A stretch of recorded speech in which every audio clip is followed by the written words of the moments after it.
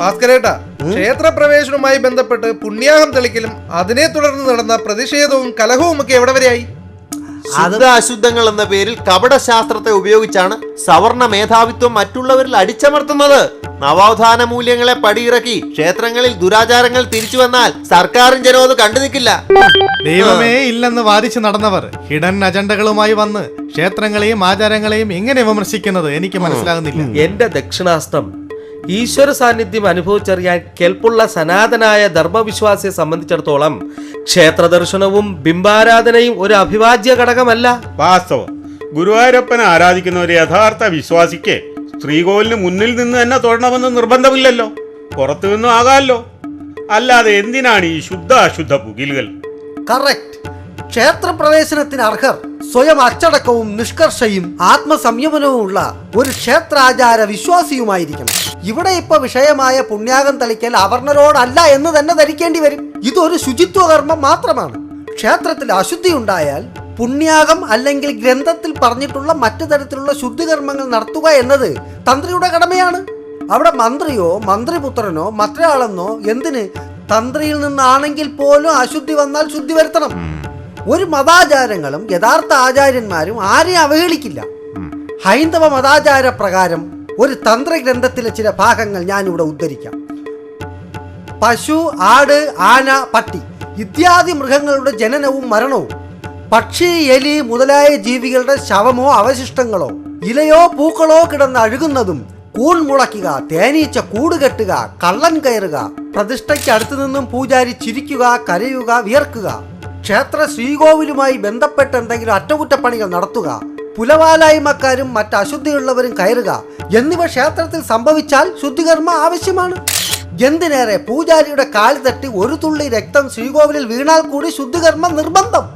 എന്നിരിക്കെ അന്യമതസ്ഥരെ ക്ഷേത്രത്തിൽ പ്രവേശിപ്പിച്ച് ആരാധനാനുമതി നിർബന്ധപൂർവ്വം നടപ്പാക്കണമെന്ന് ഏത് പ്രത്യയ ശാസ്ത്രത്തിന്റെ പിൻബലത്തിൽ പറഞ്ഞാലും അത് പുളിയെന്ന് കരുതി പുന്നയ്ക്ക തിന്നുന്നത് പോലിരിക്കും. ശരിയല്ലയോ?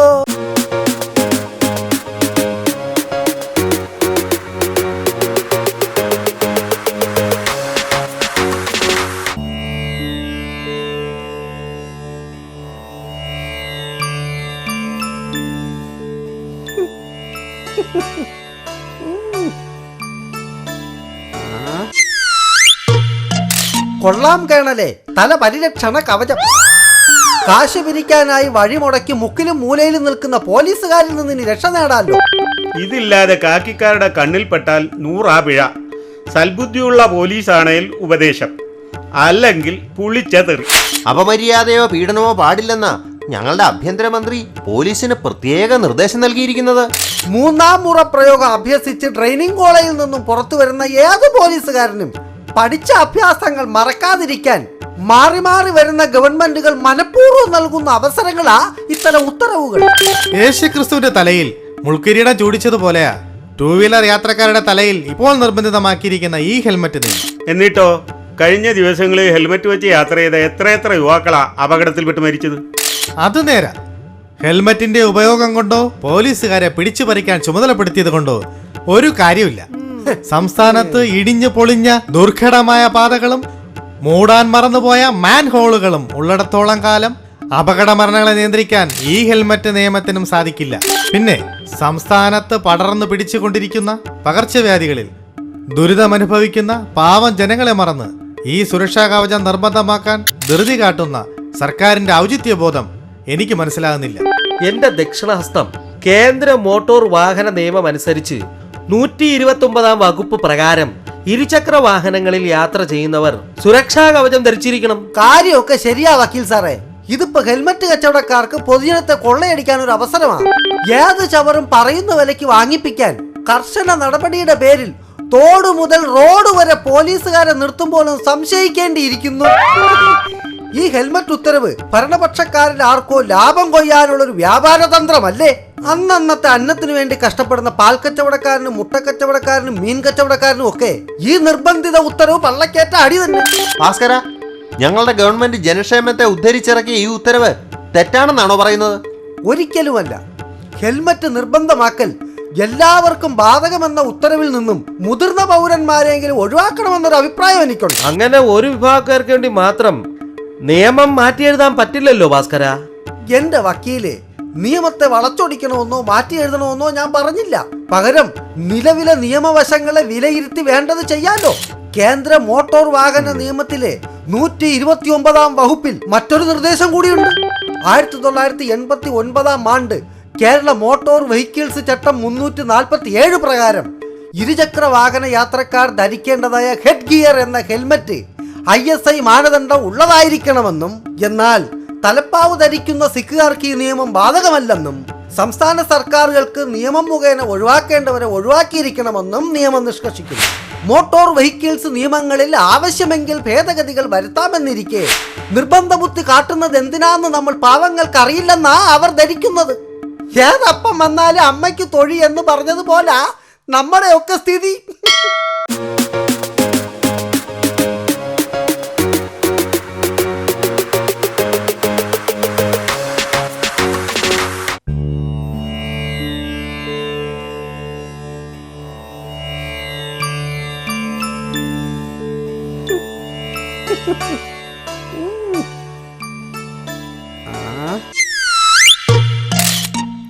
നമ്മുടെ മുൻ ക്രിക്കറ്റ് താരം മനീന്ദർ സിംഗ് ആത്മഹത്യാ ശ്രമം നടത്തിയിട്ട് എന്തായി ഭാസ്കരൻ ചേട്ടാ?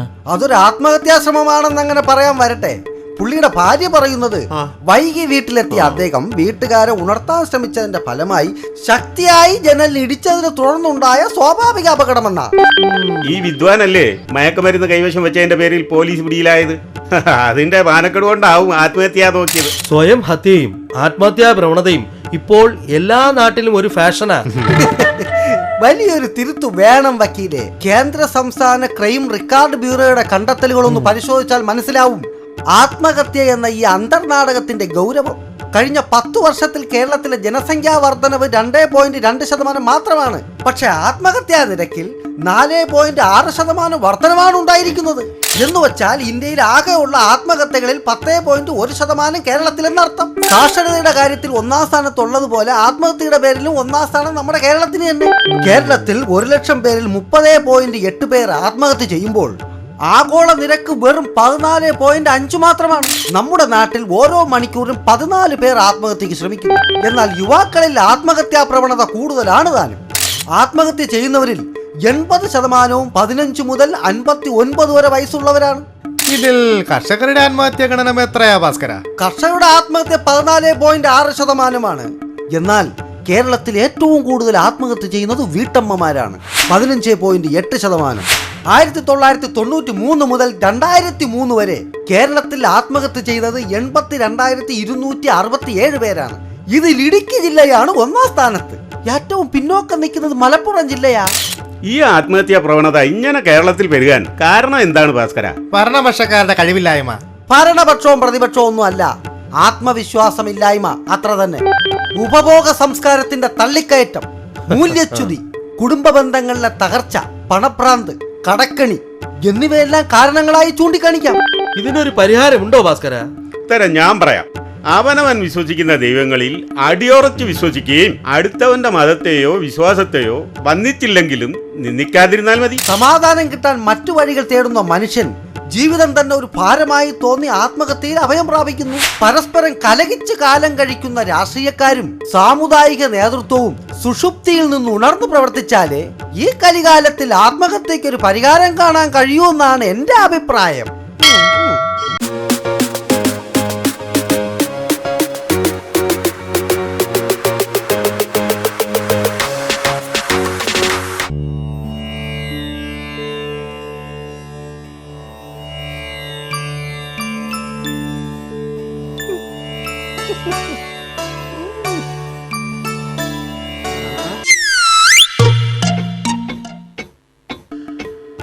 ഭാസ്കരേട്ടാ, ഓണം ഇങ്ങടുത്തപ്പോൾ ഭക്ഷ്യവസ്തുക്കളിൽ മായം ചേർക്കൽ വ്യാപകമായിട്ടുണ്ടല്ലോ. Prevention of food adulteration rules പ്രകാരം ആരോഗ്യത്തിന് ഹാനികരമാകുന്ന ഏതൊരു ഭക്ഷ്യവസ്തുവിന്റെയും ഉൽപാദനവും സംഭരണവും വിതരണവും തികച്ചും കുറ്റകരമാണ്. അത് കറക്റ്റ്. 1954 കേന്ദ്ര സർക്കാർ മായം ചേർക്കൽ നിരോധന നിയമം പാസാക്കിയതിനെ തുടർന്ന് സംസ്ഥാനം 1957 PFA ചട്ടപ്രകാരം ഇത് നടപ്പാക്കാനുള്ള രൂപം നൽകി. എന്നാൽ അവയിൽ പോരായ്മയുള്ളതും കാലഹരണപ്പെട്ടു പോയതുകൊണ്ടും ഇപ്പോഴത്തെ നിലയിലെ പരിഷ്കൃത രൂപം നിലവിൽ വരികയും കോളകൾ ഉൾപ്പെടെയുള്ള ഉൽപാദനങ്ങളുടെ മേൽ ഫലപ്രദവും നിയമസാധുതയുമുള്ള നിരോധനങ്ങൾ ഏർപ്പെടുത്താൻ സർക്കാരിന് സാധിച്ചു. അത് നിങ്ങൾ വാമഹസ്തക്കാരുടെ മിടുക്കല്ല, കഴിഞ്ഞ ഞങ്ങളുടെ ഗവൺമെന്റ് ആരംഭിച്ച നിയമ നടപടി ആയിരുന്നു അത്. എന്തും ആരംഭിക്കാൻ ഞങ്ങളും അവകാശം പറയാൻ നിങ്ങൾ. നിങ്ങൾ ഇരുവരും കലഹിക്കേണ്ട കൂട്ടരെ. മായം ചേർക്കൽ നിരോധന ചട്ടം നിലവിൽ വന്നെങ്കിലും നിങ്ങളെയും എന്നെയും പോലുള്ള സാധാരണക്കാരന്റെ ഭക്ഷ്യവസ്തുക്കളായ എണ്ണ, അരി, പരിപ്പ്, മുളകുപൊടി, മല്ലിപ്പൊടി എന്ന് തുടങ്ങി പലതിലും പൂർവാധികം ഭംഗിയായി തന്നെ ഇപ്പോഴും മായം ചേർക്കുന്നുണ്ട്. എന്നാൽ ഈ പുതിയ നിയമം കൊണ്ടുള്ള ലാഭം തദ്ദേശ സ്ഥാപനങ്ങൾക്കാണ്. 1957 ചട്ടപ്രകാരം മുൻപ് ഒരു 5 സ്റ്റാർ ഹോട്ടൽ നടത്താൻ ഒരു സാമ്പത്തിക വർഷത്തേക്ക് നൽകേണ്ട ലൈസൻസ് ഫീ 15 രൂപയായിരുന്നു. ഇന്നിപ്പോ അത് 10,000 രൂപയായി വർദ്ധിച്ചിരിക്കുന്നു. ഒപ്പം ക്രമാനുഗതമായി 4 സ്റ്റാർ ഹോട്ടലിന് 9,000 രൂപയും 3 സ്റ്റാർ ഹോട്ടലിന് 8,000 രൂപയും ടൂറിസ്റ്റ് റിസോർട്ടിന് 3,000 രൂപയും ഹൗസ് ബോട്ടിന് 5,000 രൂപയും വിദേശ മദ്യ മൊത്ത വ്യാപാരശാലയ്ക്ക് 8,000 രൂപയും മദ്യവ്യാപാര ചില്ലറ വിൽപ്പനശാലയ്ക്ക് 5,000 രൂപ എന്ന നിരക്കിലും വർധനവ് വരുത്തിയിരിക്കുന്നു. 1954 കേന്ദ്ര നിയമത്തിൽ നിലനിൽക്കുന്ന മായം ചേർക്കൽ നിരോധന ചട്ടം ലംഘിക്കുന്നവർക്ക് 6 മാസം വരെ തടവ് ശിക്ഷ നൽകുമെന്നും പറയുന്നു. ഞാനും നിങ്ങളും നമ്മുടെ കുട്ടികളും അടങ്ങുന്ന ജനങ്ങൾ ഭക്ഷിക്കുന്ന ആഹാര സാധനങ്ങളിൽ മായത്തിന്റെ അളവോ തൂക്കമോ തിരിച്ചറിയാനോ ആരോഗ്യ സുരക്ഷിതത്വം ഉറപ്പുവരുത്തുവാനോ പുതിയതോ പഴയതോ ആയ നിയമങ്ങൾക്കോ അത് പ്രബലമായി നടപ്പിലാക്കിയ രാഷ്ട്രീയ പ്രമുഖർക്കോ ഭരണകർത്താക്കൾക്കോ താല്പര്യമില്ല എന്ന വസ്തുത നാം തിരിച്ചറിയുന്നു, അല്ലേ?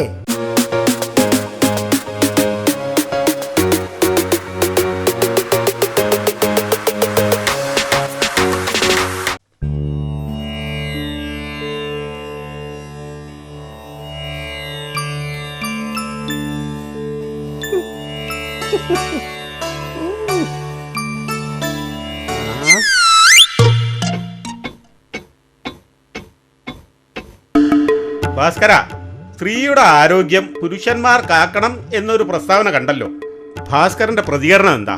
എന്റെ കേണലെ, അതിൽ തെറ്റൊന്നുമില്ല. എത്ര തന്നെ സംവരണം അധികരിപ്പിച്ചാലും സ്ത്രീ എത്ര തന്നെ ലിംഗസമത്വത്തിനായി മുറവിളി കൂട്ടിയാലും പുരുഷന്റെ സംരക്ഷണവും പരിചരണവും മൂലമേ യാതൊരു സ്ത്രീക്കും ആരോഗ്യം പോയിട്ട് അവരുടെ അഭിമാനം പോലും നിലനിർത്താനാവൂ എന്നതാണ് ലോകസത്യം. എന്ന് വെച്ചാൽ സ്ത്രീ എന്നും പുരുഷന്റെ അടിമയായി കഴിയുന്നു കഴിയണം എന്നാണ് പറയുന്നത്. എന്നല്ല വാമഹസ്തം. UNFPയുടെ വിലയിരുത്തൽ റിപ്പോർട്ട് പ്രകാരം പഠനകാലം കഴിയും മുമ്പ് വിവാഹിതരാകേണ്ടി വരുന്ന പെൺകുട്ടികളും ഗർഭധാരണത്തിനുള്ള പ്രായമാകുന്നതിന് മുമ്പ് ഗർഭഭാരം ചുമക്കപ്പെടുകയും പ്രസവത്തോടെ അമ്മയല്ല എങ്കിൽ കുഞ്ഞിന്റെ, അതുമല്ലെങ്കിൽ രണ്ടുപേരുടെയും ജീവൻ പൊലിഞ്ഞു പോകുന്ന സ്ഥിതിവിശേഷവും നാരീമണികൾക്കുള്ളതാണ്. പ്രസവ സംബന്ധമായ പ്രശ്നങ്ങൾ മൂലം ലോകത്ത് ഓരോ മിനിറ്റിലും ഒരു സ്ത്രീ മരിക്കുന്നു. ഇതിൽ 99% വികസ്വര രാജ്യങ്ങളിലുമാണ്. ഈ ദുരവസ്ഥ ഒഴിവാക്കാൻ പുരുഷന്മാർക്കേ കഴിയൂ. ഈ പറഞ്ഞതിന്റെ ശരിക്കുള്ള പൊരുൾ എനിക്ക് മനസ്സിലായില്ലല്ലോ ഭാസ്കര. പറയാം. നമ്മളെ കുടുംബങ്ങളിൽ അടക്കം മകളുടെ വിവാഹം എപ്പോഴാണെന്ന് തീരുമാനിക്കാറുള്ള പതിവ് അച്ഛനും കുട്ടികൾ എത്ര വേണമെന്ന് നിശ്ചയിക്കുന്ന മേലാളിത്തം ഭർത്താവിനും ചില സ്ഥലത്തെങ്കിലും ഗർഭകാല പരിചരണങ്ങളെ സ്വാധീനിക്കുന്ന മതസാമുദായിക നേതാക്കളും പുരുഷന്മാരെന്നത് തന്നെ. 660 കോടി ജനങ്ങളുള്ള ഇന്ത്യ ജനസംഖ്യയുടെ കാര്യത്തിൽ 2ാം സ്ഥാനത്ത് നിലകൊള്ളുമ്പോഴും ഇതിൽപ്പെടുന്ന നമ്മുടെ അമ്മ പെങ്ങന്മാരുടെയും ഭാര്യയുടെയും പെൺമക്കളുടെയും ആരോഗ്യം സംരക്ഷിക്കാൻ നമുക്ക് ശ്രമിക്കാം. അതിൽ വലിയ തെറ്റൊന്നുമില്ല കൂട്ടരെ.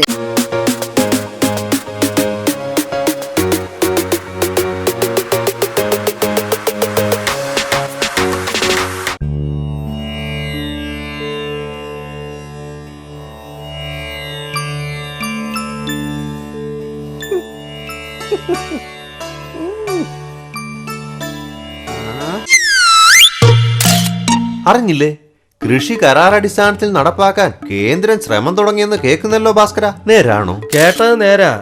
രാജ്യത്തെ അറിയപ്പെടുന്ന സമ്പന്ന വ്യവസായികളെ കൃഷിമേഖലയിലേക്ക് ക്ഷണിച്ചിട്ടുണ്ട്. കേന്ദ്ര പദ്ധതിയുടെ വിജയസാധ്യത നമുക്ക് തള്ളിക്കളയാനാവില്ല. മുൻപ് ഹരിത വിപ്ലവത്തിന്റെ നാളുകളിൽ, അതായത് 1965, 85 കാലഘട്ടങ്ങളിൽ നെല്ലിനും ഗോതമ്പിനുമുള്ള കുതിച്ചുചാട്ടം ഒഴിവാക്കിയാൽ മറ്റ് വിളകളെല്ലാം തന്നെ അതീവ ദുർബല മുന്നേറ്റങ്ങൾ മാത്രമാണ് ഉത്പാദനക്ഷമതയിലും മൊത്ത ഉത്പാദനത്തിലും കൈവരിച്ചിട്ടുള്ളത് എന്ന് നമുക്ക് കാണാൻ കഴിയും. എന്ന് വെച്ചാൽ കോട്ടും സൂട്ടും ഇട്ട കിസാൻമാരെ നാം കാണാനിടയുണ്ടെന്ന് അർത്ഥം. എന്റെ കേണലെ, കൃഷിയും പാരമ്പര്യവും തൊട്ടു തീണ്ടാത്ത, വായിൽ സ്വർണ്ണക്കരണ്ടിയുമായി മാത്രം വിലസുന്ന വ്യവസായ പ്രമുഖരായ വമ്പൻ മുതലാളിമാർ ഗോതമ്പും നെല്ലും പരുത്തിയുടെയും വിളനിലങ്ങൾ ഏറ്റു നടത്താൻ എത്തുമെന്ന പ്രതീക്ഷയില്ല. അങ്ങനെ പറയാൻ വരട്ടെ. അംബാനിമാരെ പോലെയും മല്യമാരെ പോലെയും മിത്തൽമാരെ പോലെയുള്ള പ്രതിഭാശാലികളെ കൃഷിയുടെ മേഖലയിലേക്ക് ആനയിക്കണമെന്ന് തോന്നുക സ്വാഭാവികം.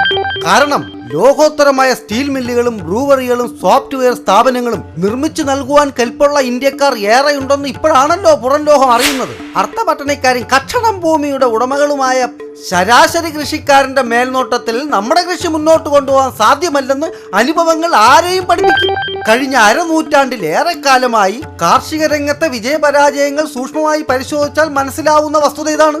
ഇന്ത്യയിൽ 60 കോടിയോളം വരുമെന്ന് ഊഹിക്കപ്പെടുന്ന കർഷക സമൂഹത്തെ മൊത്തത്തിൽ ബോധവൽക്കരിച്ചിട്ടും സാമ്പത്തിക ആനുകൂല്യങ്ങൾ വാരിച്ചൊരിഞ്ഞിട്ടും ഇവിടുത്തെ ഉത്പാദനത്തിൽ 4% പോയിട്ട് നിലവിലുള്ള 1-2% വളർച്ചാ നിരക്ക് പോലും നിലനിർത്താൻ സാധിച്ചിട്ടില്ല എന്നാണ് സത്യം.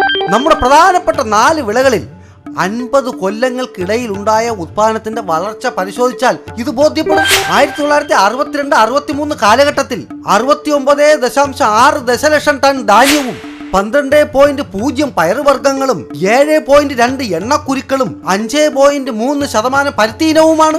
1972-73 കാലഘട്ടങ്ങളിൽ ധാന്യം 92.6%, പയറുവർഗ്ഗങ്ങൾ 10.9%, എണ്ണക്കുരുക്കൾ 7.2%, പരുത്തി 5.3%. 1992-93 കാലയളവിലെ വളർച്ചാ നിരക്ക് 161.7 ധാന്യത്തിലും 11.3% പയറുവർഗ്ഗങ്ങളിലും 19.1 എണ്ണക്കുരുക്കളും 10.3 പരുത്തിയിലുമായിരുന്നു. 2003-2004 കാലഘട്ടങ്ങളിൽ 186.5 ധാന്യവും 13.2 പയറുവർഗ്ഗങ്ങളും 20.3 എണ്ണക്കുരുക്കളും 10.8 പരുത്തിയിലുമായിരുന്നു. ഈ കണക്കുകളുടെ അടിസ്ഥാനത്തിൽ മണ്ണിനെ അറിഞ്ഞു സ്നേഹിച്ച പരമ്പരാഗത കർഷകരാൽ പരാജയപ്പെട്ട കാർഷികോത്പാദന മേഖലയെ വിയർപ്പിന്റെ മണമില്ലാത്ത, മണ്ണിന്റെ പുണ്യമറിയാത്ത, കോട്ടും സൂട്ടും ധരിച്ച് ഇടംപോത്തിനോടും വലംപോത്തിനോടും ഇംഗ്ലീഷിൽ എന്ന് പറഞ്ഞു നോക്കട്ടെ. കലികാലമല്ലേ, ഗുണമുണ്ടായാലോ.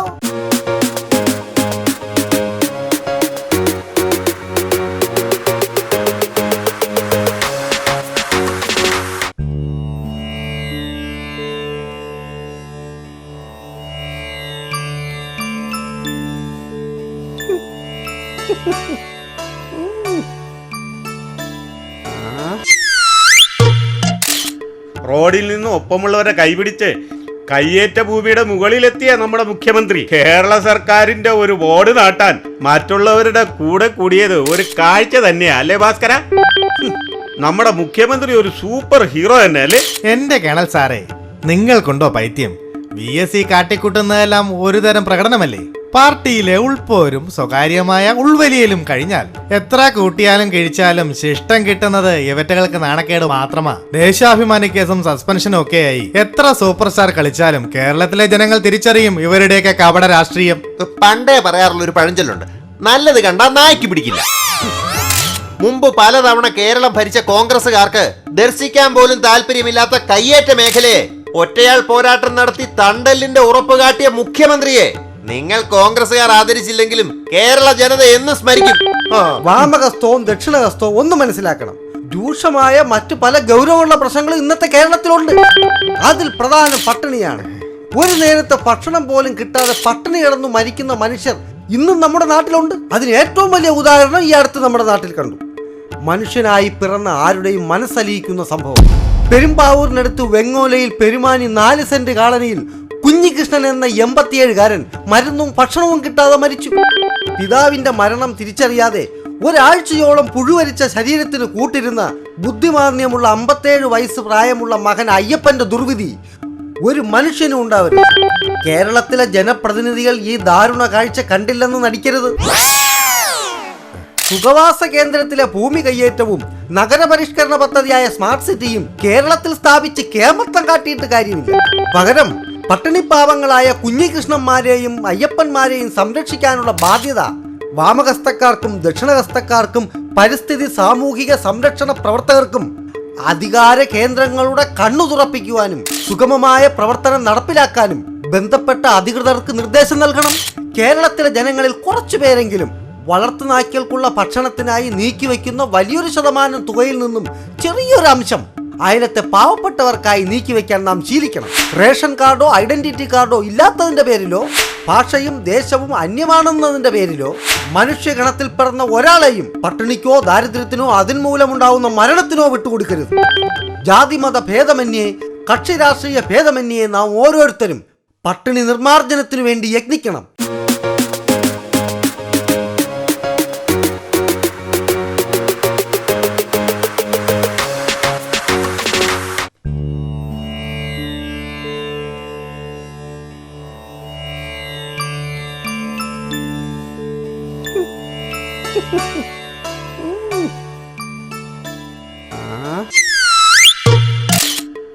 അറിഞ്ഞില്ലേ ഭാസ്കര, അടുത്ത ഉത്സവകാലത്തിന് മുമ്പ് ആനപ്പാപ്പാന്മാരെ പരിശീലിപ്പിച്ച് ലൈസൻസ് നൽകാൻ വനമന്ത്രിയും സംസ്ഥാന ആന ഉടമകളും ചർച്ചയിലൂടെ ധാരണയായി. കൊള്ളാം, നല്ല ഐഡിയ.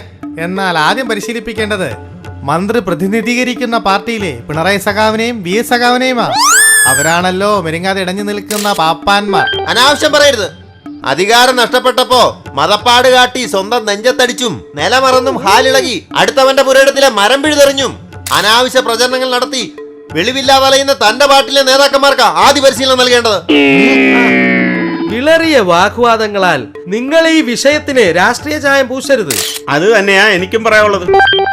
ബുദ്ധിശക്തിയിൽ മുന്നിൽ നിൽക്കുന്ന മനുഷ്യന് പോലും പിഴയ്ക്കുന്ന അവസ്ഥയിൽ കാട്ടിൽ മാത്രം ജനിക്കാനും വളരാനും വിധിക്കപ്പെട്ട മൃഗത്തെ നമ്മൾ മനുഷ്യന്റെ ആവശ്യത്തിനു വേണ്ടി വാരിക്കുഴികൾ തീർത്ത് ചതിച്ചു പിടിച്ച് ശാസിച്ചും ശിക്ഷിച്ചും മെരുക്കി നാട്ടിൽ കൊണ്ടുവന്ന് നമ്മൾ മനുഷ്യരുടെ ഇംഗിതത്തിന് വഴക്കുന്നതിൽ കുറച്ചൊക്കെ നേരുകേടുണ്ട്. അത് സത്യ.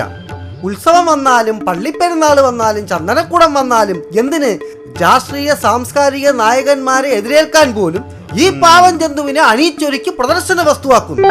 തടിപിടിക്കലും റോഡ് റോളർ വലിക്കലും തുടങ്ങി കഠിന പ്രവർത്തികൾ അടക്കമുള്ള ദ്രോഹ നടപടികളാൽ നമ്മൾ ആ വലിപ്പമുള്ള പാവം ജന്തുവിനെ കൊണ്ട് ചെയ്യിപ്പിക്കുന്നില്ലേ? എന്നിട്ടോ ശരിയായ വിധത്തിൽ ഭക്ഷണമോ മരുന്നോ നൽകാതെ ചില പാപ്പാന്മാരുടെ ദോഷമുള്ള പാലന ശൈലിയാൽ ഇവറ്റകൾ പീഡിപ്പിക്കപ്പെടുന്നുണ്ട്. ആനപ്പാപ്പാന്മാർക്ക് പരിശീലനവും ലൈസൻസും നൽകുന്നതോടെ സ്ഥിതി മാറുമായിരിക്കും.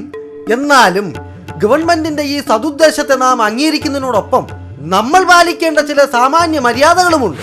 വേണ്ടത്ര സൗകര്യങ്ങളോ സുരക്ഷിതത്വമോ ഇല്ലാത്ത സ്ഥലങ്ങളിൽ ആനകളെ അണിനിരത്താനോ കാഴ്ചവെക്കാനോ പണിയെടുപ്പിക്കാനോ ശ്രമിക്കാതിരുന്നാൽ ഈ ജന്തുവിന്റെ കൊമ്പിലും തുമ്പിക്കൈയിലും കാൽക്കീഴിലും പെട്ടരയാതെ നമുക്ക് രക്ഷപ്പെടാം.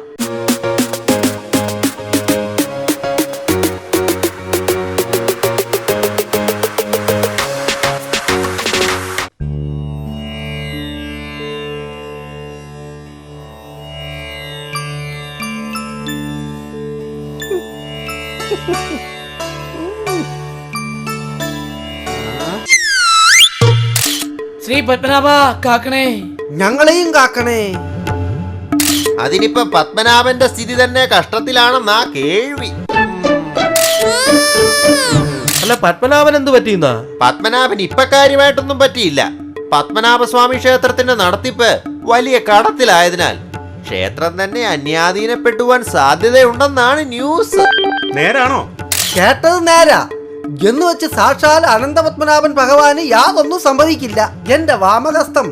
പിന്നെ ഇപ്പോൾ കൊട്ടാരക്കെട്ടിലും ക്ഷേത്രാങ്കണത്തിലും നിലനിൽക്കുന്ന ഈ പുകമറ അത് മാറ്റാനുള്ള ഉപാധി എന്നോണം ഉത്രാടം തിരുനാൾ മാർത്താണ്ഡവർമ്മയുടെ നിർദ്ദേശപ്രകാരം ക്ഷേത്രം എക്സിക്യൂട്ടീവ് പുറപ്പെടുവിച്ച പ്രസ്താവനയിൽ ഇങ്ങനെ പറയുന്നു: പത്മനാഭസ്വാമി ക്ഷേത്രം നടത്തിപ്പ് നഷ്ടമായതിനാൽ അമ്പലത്തിലെ അഴിച്ചുപണികൾ ആവശ്യമാണെന്ന് ഉത്തരവിൽ പറയുന്നു.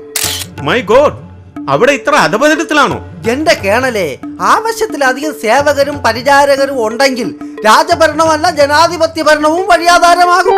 100 പേർക്ക് മാത്രം ജോലി ചെയ്യാവുന്ന സ്ഥലത്ത് 208 പേരുണ്ട്. ഇക്കൂട്ടർ വേതനത്തിനു പുറമെ അമ്പല സ്വത്തായ 53 വീടുകളും കടകളും തുച്ഛമായ വാടക കൊടുത്ത് കൈവശപ്പെടുത്തി വച്ചിരിക്കുന്നു. ഇവരിൽ പെൻഷൻ പറ്റിയവർ പോലും ഈ സ്വത്ത് അനുഭവിച്ചുകൊണ്ടേയിരിക്കുന്നു എന്നതാണ് ഒരു വിചിത്രത. മാത്രമല്ല, മറ്റു ചിലർ ക്ഷേത്ര സ്വത്ത് ഈടുവച്ച് ബാങ്കുകളെ തെറ്റിദ്ധരിപ്പിച്ച് ലോൺ എടുക്കുകയും മറിച്ചു വിൽക്കുകയും ചെയ്തിരിക്കുന്നു. അല്ല ഭാസ്കര, പീനൽ കോഡിന്റെ സഹായത്താൽ ഇവർക്കെതിരെ നടപടിയെടുക്കാമല്ലോ. ജനാധിപത്യ ഇടപെടലുകൾ അവിടെ അസ്ഥാനത്താ. അതുകൊണ്ടാണല്ലോ ബാങ്കുകളെ തെറ്റിദ്ധരിപ്പിച്ച് ശമ്പള സർട്ടിഫിക്കറ്റുകളുടെ പേരിൽ വായ്പ എടുത്തിട്ടുള്ളത്. ഇനി ക്ഷേത്ര ഭരണസമിതി കാര്യക്ഷമമായി പ്രവർത്തിച്ചാൽ ഈ പ്രശ്നത്തിന് പരിഹാരം കാണാൻ സാധിക്കും. ആദ്യം ചെയ്യേണ്ടത് ക്ഷേത്ര ജീവനക്കാരുടെ എണ്ണം കുറയ്ക്കുക. കുറച്ച് പാവങ്ങളുടെ വയറ്റത്തടിക്കുന്ന നടപടി ആയില്ലേ ഭാസ്കര അത്? ഒരിക്കലുമില്ല. കാരണം അവിടുത്തെ ജീവനക്കാരുടെ എണ്ണവും ശമ്പള സ്കെയിലും പരിശോധിച്ചാൽ ആർക്കും മനസ്സിലാവും ഞാൻ പറയുന്നത് ശരിയാണെന്ന്. കേട്ടോളൂ. പുറംപണിക്കായി 24 പേര്. അവരുടെ ശമ്പള നിരക്ക് ഇപ്രകാരം: 4211 മുതൽ 11261 രൂപ വരെ. അകന്തളിക്കാർ 14 പേർ. ശമ്പളം 4200 മുതൽ 14573 രൂപ വരെ വാങ്ങുന്നു.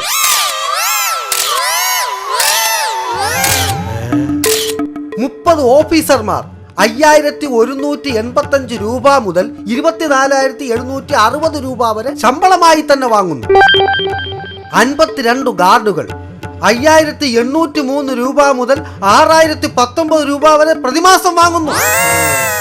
ചില തസ്തികകളിൽ പ്രതിമാസം 23200 മുതൽ 42000 രൂപ വരെ യാതൊരു തടസ്സവും കൂടാതെ വാങ്ങിയിട്ട് ഇക്കൂട്ടരിൽ പലരും അരമണിക്കൂർ പോലും തികച്ചു പണിയെടുക്കുന്നില്ല എന്ന വസ്തുത നമ്മളെ മാത്രമല്ല സാക്ഷാൽ ശ്രീ പത്മനാഭനെ പോലും നിരാശപ്പെടുത്തും.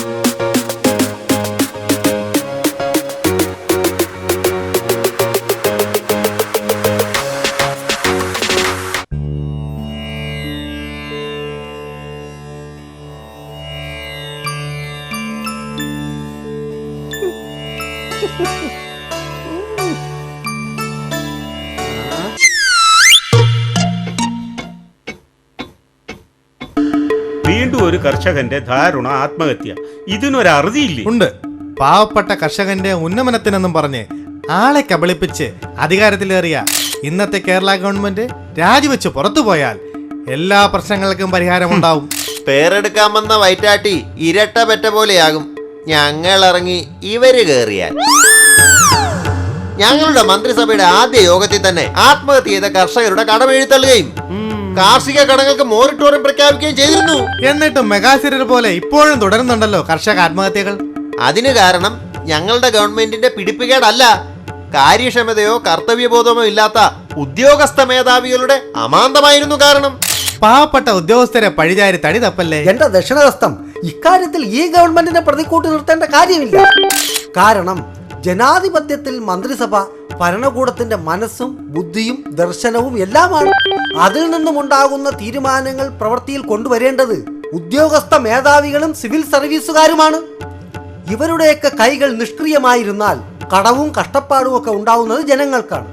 കാരണം ഉദ്യോഗസ്ഥ വൃന്ദങ്ങളിൽ നിന്നുണ്ടായ പിഴവ് മൂലമാണ് ആത്മഹത്യ ചെയ്ത കർഷകരുടെ കടങ്ങൾ എഴുതിത്തള്ളിയിട്ടും കാർഷിക കടങ്ങൾക്ക് മൊറട്ടോറിയം പ്രഖ്യാപിച്ചിട്ടും ഇനി ഒരു കർഷകൻ പോലും ആത്മഹത്യ ചെയ്യേണ്ട ആവശ്യമില്ല എന്ന സന്ദേശം ജനങ്ങളിൽ എത്തിക്കാൻ ശ്രമിക്കാതെ ഉദ്യോഗസ്ഥ മടിയന്മാർ അമാന്തം കാട്ടുന്നു. ഇത് കൂടാതെ യഥാസമയം പട്ടികജാതി പട്ടികവർഗക്കാരുടെ ക്ഷേമത്തിനു വേണ്ടി അനുവദിക്കുന്ന പണത്തിൽ ഭൂരിഭാഗവും ചെലവ് ചെയ്യാതെ തിരിച്ചു കൊടുക്കപ്പെടുന്നു.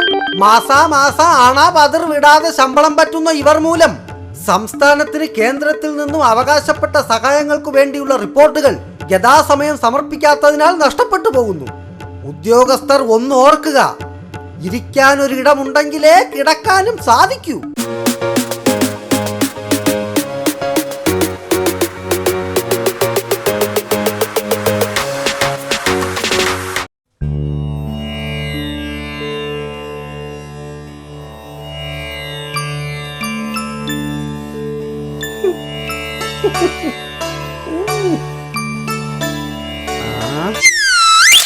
ഭാസ്കര, നാരകം നട്ടിടം നാരി ഭരിച്ചിടം നന്നാവാനിടയില്ല എന്ന പഴമൊഴി നിലനിൽക്കെ രാജ്യത്തെ രാഷ്ട്രപതി സ്ഥാനം ഒരു സ്ത്രീക്ക് നൽകിയതിൽ അല്പം നീതികേടില്ലേ? ശരിയാ, രാജ്യത്ത് ആദ്യമായല്ലേ ഒരു വനിതാ രാഷ്ട്രപതി ഉണ്ടാകുന്നത്. പിടക്കോഴി കൂവുന്ന നൂറ്റാണ്ടല്ലേ കേണലേ. ഒപ്പം ഇന്ത്യയിലെ 13ാമത്തെ രാഷ്ട്രപതിയും ആദ്യ വനിതാ രാഷ്ട്രപതിയും പ്രതിഭാ പാട്ടീൽ തന്നെ. എനിക്കൊരു സംശയം, ഇവിടെ ഇപ്പോൾ യോഗ്യരായ പുരുഷന്മാരാരും ഇല്ലാത്തതിനാലാണോ ഈ പ്രതിഭാ പാട്ടീലിനെ രാഷ്ട്രപതിയാക്കിയത്? രാഷ്ട്രപതി ഒരു സ്ത്രീ ആയതുകൊണ്ട് മാത്രം അവരുടെ കഴിവുകളെ കുറച്ച് കാണരുത്. സ്ത്രീക്കും പുരുഷനും തുല്യാവകാശം നൽകണമെന്ന പക്ഷക്കാരാ ഞങ്ങൾ ദക്ഷിണഹസ്തക്കാർ. കാര്യമൊക്കെ കൊള്ളാം, എന്നാലും എനിക്കുമുണ്ട് ഒരു സംശയം. രാഷ്ട്രപതി എന്നാൽ ഇന്ത്യൻ ആർമിയുടെ അധികാരി എന്നാണല്ലോ വയ്പ്. അതിന്റെ അടിസ്ഥാനത്തിൽ ഞാൻ ചോദിക്കുകയാ, ഈ പ്രതിഭാ പാട്ടീലിന് രാജ്യത്തിലെ സംരക്ഷണ സേനയുടെ മേധാവിത്വം അടിച്ചേൽപ്പിച്ചിട്ട് കാര്യമുണ്ടോ? എന്റെ കേണലെ, ഇതൊരു കൺകെട്ട് കളിയാണ്. കേരളത്തിൽ ഭിന്നിച്ചും കേന്ദ്രത്തിൽ ഒന്നിച്ചു നിന്നും ഭരിക്കുന്ന ഈ വാമഹസ്തക്കാരും ദക്ഷിണഹസ്തക്കാരും ഒന്നിച്ച് ശക്തമായി എതിർത്തില്ലായിരുന്നുവെങ്കിൽ ബഹുജന താല്പര്യപ്രകാരം ഡോക്ടർ അബ്ദുൽ കലാം രാഷ്ട്രപതിയായി ഒരു തവണ കൂടി തുടരുമായിരുന്നു. അദ്ദേഹം തെരഞ്ഞെടുപ്പിൽ നിന്നും പിന്മാറുകയായിരുന്നില്ല. അങ്ങനെയല്ല, അദ്ദേഹം അല്പസമയം രംഗത്തുണ്ടായിരുന്നു. രാഷ്ട്രത്തിലെ പരമോന്നത പദവി രാഷ്ട്രീയ കക്ഷികൾ സ്വന്തം ലക്ഷ്യങ്ങൾക്ക് വേണ്ടി ഉപയോഗിക്കുന്നത് കണ്ടപ്പോ അദ്ദേഹം പിന്മാറി.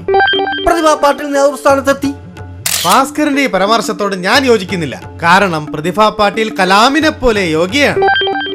ലാളിത്യവും ഒതുങ്ങിയ മട്ടുമുള്ള ഒരു നല്ല വ്യക്തിത്വമുള്ള സ്ത്രീയുമാണ്. അവരുടെ കൈകൾ കളങ്കരഹിതമാണ്. പ്രതിഭാ പാട്ടീലിനെ പോലൊരാൾക്ക് ഇന്ത്യയുടെ യശസ് ലോകത്തിന്റെ മുന്നിൽ ഉയർത്തി കാട്ടാനാവും. ഞങ്ങൾക്ക് വിശ്വാസമുണ്ട്. എന്റെ ദക്ഷിണഹസ്തം ചക്കരക്കുടത്തിൽ കൈയിട്ടാൽ നക്കാത്തവരായി ആരുമില്ല. അതിലീ നാരിയും പെടാം. ഇതൊരു കുപ്രചരണമാണ്. പ്രതിഭാ പാട്ടീലിന്റെ സഹായത്തോടെ സ്ഥാപിതമായതും തന്റെ കുടുംബത്തിന് പ്രവർത്തനത്തിൽ പങ്കുണ്ടായിരുന്നതുമായ പ്രതിഭ മഹിളാ സഹകാരി ബാങ്കിൽ നിന്നും 17 കോടിയോളം രൂപ ബന്ധുക്കൾക്ക് വായ്പ നൽകി അനുകൂലിച്ചു എന്നതിന്റെ പേരിൽ റിസർവ് ബാങ്കിന്റെ പോലും കുറ്റപ്പെടുത്തലിന് വിധേയയായിട്ടുണ്ട്. ഇങ്ങനെ ഒരു ആരോപണത്തിന് അർഹയായ ഇവരെ കോൺഗ്രസുകാർ പിന്തുണച്ചതിന് കാരണം എന്താണ്? 2009 നടക്കുന്ന പാർലമെന്റ് തെരഞ്ഞെടുപ്പ് ആയിരിക്കും ലക്ഷ്യം, അല്ലേ ഭാസ്കര? സത്യം, പാർലമെന്റ് തെരഞ്ഞെടുപ്പിൽ ഒരു കക്ഷിക്കാർക്കും കേവല ഭൂരിപക്ഷം ലഭിക്കാനിടയില്ല. അപ്പോൾ രാഷ്ട്രപതിയുടെ പങ്ക് സുപ്രധാനമാകും. സർക്കാർ രൂപവത്കരിക്കാൻ ഏതെങ്കിലും ഒരു കക്ഷിയെ ക്ഷണിക്കേണ്ടത് രാഷ്ട്രപതിയാണല്ലോ. അതിന് ഭൂരിപക്ഷമുള്ള കക്ഷി തന്നെ ആകണമെന്നില്ല. വിശ്വാസ വോട്ട് നേടണമെന്ന ഉപാധിയോട് ക്ഷണിക്കപ്പെടുന്ന കക്ഷിയെ അത് കോൺഗ്രസ് തന്നെ ആയിരിക്കും എന്ന കാര്യത്തിൽ അവർക്ക് തർക്കമില്ല. അന്നേരം കോൺഗ്രസിനോട് തികഞ്ഞ കൂറുള്ള ഈ രാഷ്ട്ര വനിത തന്റെ ബന്ധുക്കളെ സഹായിച്ചതുപോലെ ഇവരെയും സഹായിക്കാതിരിക്കുമോ? എനിക്ക് സംശയമില്ല.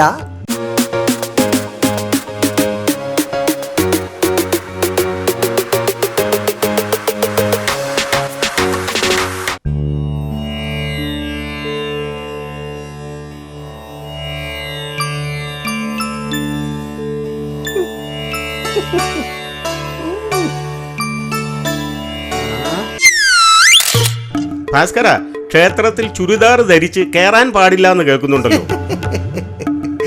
കാലം പോലെ കോലം, അതിൽ യാതൊരു തെറ്റുമില്ല. പണ്ട് കൗവീനവും മുട്ടിറങ്ങാത്ത ഒരു തോർത്തും മാത്രം ധരിച്ച പുരുഷന്മാരും 1.5 ഉടുത്ത് മേൽമുണ്ട് ചുറ്റാതെ സ്ത്രീകളും നടന്നിരുന്നപ്പോ അത് അക്കാലത്തെ മാന്യമായ വേഷമായിരുന്നില്ലേ? അന്ന് സ്ത്രീകൾ മറച്ചിരുന്നില്ല എന്നതും വാസ്തവം. കുളിച്ച് അമ്പലത്തിൽ തൊഴാൻ പോകുമ്പോ ബ്ലൗസ് ധരിച്ച അമ്പലത്തിൽ കയറിക്കൂടാന്ന് അക്കാലത്ത് തറപ്പിച്ചാരും പറഞ്ഞിരുന്നില്ല. പിന്നെ 1.5 മുണ്ടും മാറി സാരി വന്നപ്പോ വിദേശീയത കൽപ്പിക്കാനും ആരും മെനക്കെട്ടില്ല. ഇന്നിപ്പോ സാരിയുടെ കാലം മാറി ചുരിദാർ വന്നപ്പോ മാത്രം എന്തിനാണ് ഈ വിരോധം? ഒരർത്ഥത്തിൽ നമ്മുടെ അമ്മ പെങ്ങന്മാർക്കും പെൺമക്കൾക്കും ധരിക്കാവുന്ന വസ്ത്രത്തിൽ വെച്ച് ഏറ്റവും സുരക്ഷിതം ചുരിദാർ തന്നെയാണെന്നാണ് എന്റെ അഭിപ്രായം. കാര്യം ശരിയാണ്. എന്നാലും സ്ത്രീയുടെ പരിഷ്കൃത രൂപവും വേഷവും നാളേക്ക് പൊല്ലാപ്പാകില്ലേ? പരിഷ്കൃത വേഷം ധരിച്ചത് കൊണ്ട് ഒരു സ്ത്രീയോ പുരുഷനോ വഴിപിഴയ്ക്കുന്നില്ല. അതുപോലെ ഗ്രാമീണ വേഷം ധരിച്ചത് കൊണ്ട് ഒരു സ്ത്രീയും സദ്ഗുണ സമ്പന്നയുമാവുന്നില്ല. ഈ വിഷയത്തിലെ തർക്കത്തിൽ ചില കാമ്പുണ്ട്, അല്ലേ ഭാസ്കര? കാരണം 1.5 മേൽമുണ്ടിൽ നിന്നും ബ്ലൗസിലും സാരിയിലും ഇപ്പോൾ ചുരിദാറിലും എത്തിപ്പെട്ട പരിഷ്കൃത സമൂഹം നാളെ ഫാഷന്റെ അതിപ്രസരത്താൽ പൂത്തുലഞ്ഞും 1.5 മേൽമുണ്ടിനെയും സൂചിപ്പിക്കുന്ന ഇന്നറും സ്കർട്ടും ധരിച്ച് ഗുരുവായൂർ ക്ഷേത്രാങ്കണത്തിൽ വന്ന് കയറിയാലോ? എന്റെ വക്കീലെ, വാദത്തിന് വേണ്ടി വാളെടുത്തിട്ട് കാര്യമില്ല. പരിഷ്കാരം എത്ര തന്നെ കേരളത്തിൽ പെരുകിയാലും അച്ഛനെ ഡാഡിയെന്നും അമ്മയെ മമ്മിയെന്നും വിളിപ്പിച്ചിട്ട് ദൈവങ്ങളെ ദേവിയെന്നും ഭഗവാനെന്നും വിളിക്കുന്നില്ലേ? പിന്നെ ഈ 5 മീറ്റർ തുണി ചുറ്റി ആർക്കും കണ്ണിന് കുളിർമയേകുന്ന സാരിയേക്കാൾ നല്ല വേഷം ചുരിദാറാണെന്നേ ഞാൻ പറഞ്ഞുള്ളൂ. തമിഴ് തെലുങ്ക് ചിത്രങ്ങളിൽ വരുന്ന പാട്ട് സീനിൽ ഉള്ളതുപോലെ നായകനും നായികയും ഈറനണിഞ്ഞു വന്ന് ത്രസിപ്പിക്കുന്നത് പോലെ ഈറനണിഞ്ഞ വസ്ത്രങ്ങളോടുകൂടി ക്ഷേത്രാങ്കണത്തിൽ പ്രവേശിക്കുകയും പ്രദക്ഷിണം വയ്ക്കുകയും ചെയ്യുന്നതിൽ തെറ്റില്ല എന്ന വ്യവസ്ഥ നിലനിൽക്കെ ചുരിദാർ എന്ന വേഷവിധാനത്തോട് ഇത്രയധികം വിരോധം ആവശ്യമാണോ? എന്നാലും നമ്മുടെ സംസ്കാരം മുണ്ടും നേരിയതും പാവാടയും ബ്ലൗസുമാണല്ലോ നമ്മുടെ സംസ്കാര വസ്ത്രം. ഭഗവാൻ ശ്രീകൃഷ്ണന്റെ പ്രിയസഖി രാധ ധരിച്ചിരുന്നു എന്ന് പറയപ്പെടുന്നത് ചിത്രകാരന്മാരുടെ ഭാവനയിൽ പാവാടയും ധാവണിയുമായിരുന്നു. പിന്നെ ഇക്കാലത്ത് മുട്ടിന് കീഴെ പ്രദർശിപ്പിച്ചും പൊക്കിൾക്കുഴിയുടെ വലിപ്പം ആർക്കും അളക്കാൻ പാകത്തിൽ കാട്ടിക്കൊടുത്തും എന്തിനേറെ അമ്പലങ്ങളിലെ നഗ്നശില്പങ്ങളെ അനുസ്മരിപ്പിക്കും വിധം ക്ഷേത്രത്തിലെത്തുന്ന നാരീമണികളുടെ ഇപ്പോഴത്തെ വേഷധാരണത്തെക്കാൾ എത്രയോ ഭേദമാണ് ഈ ചുരിദാർ ധരിക്കൽ. ഇന്ത്യ എന്ന ഈ ജനാധിപത്യ രാഷ്ട്രത്തിൽ മൗലിക അവകാശങ്ങളും തുല്യ അവസരങ്ങളും എല്ലാ മനുഷ്യർക്കും ബാധകമാണ്. അവിടെ ജാതി മത വ്യത്യാസത്തിന്റെയോ വസ്ത്രധാരണത്തിന്റെയോ പേരിൽ വേർതിരിവുകൾ ഉണ്ടാകാതിരിക്കട്ടെ. ജയ് ഹിന്ദ്.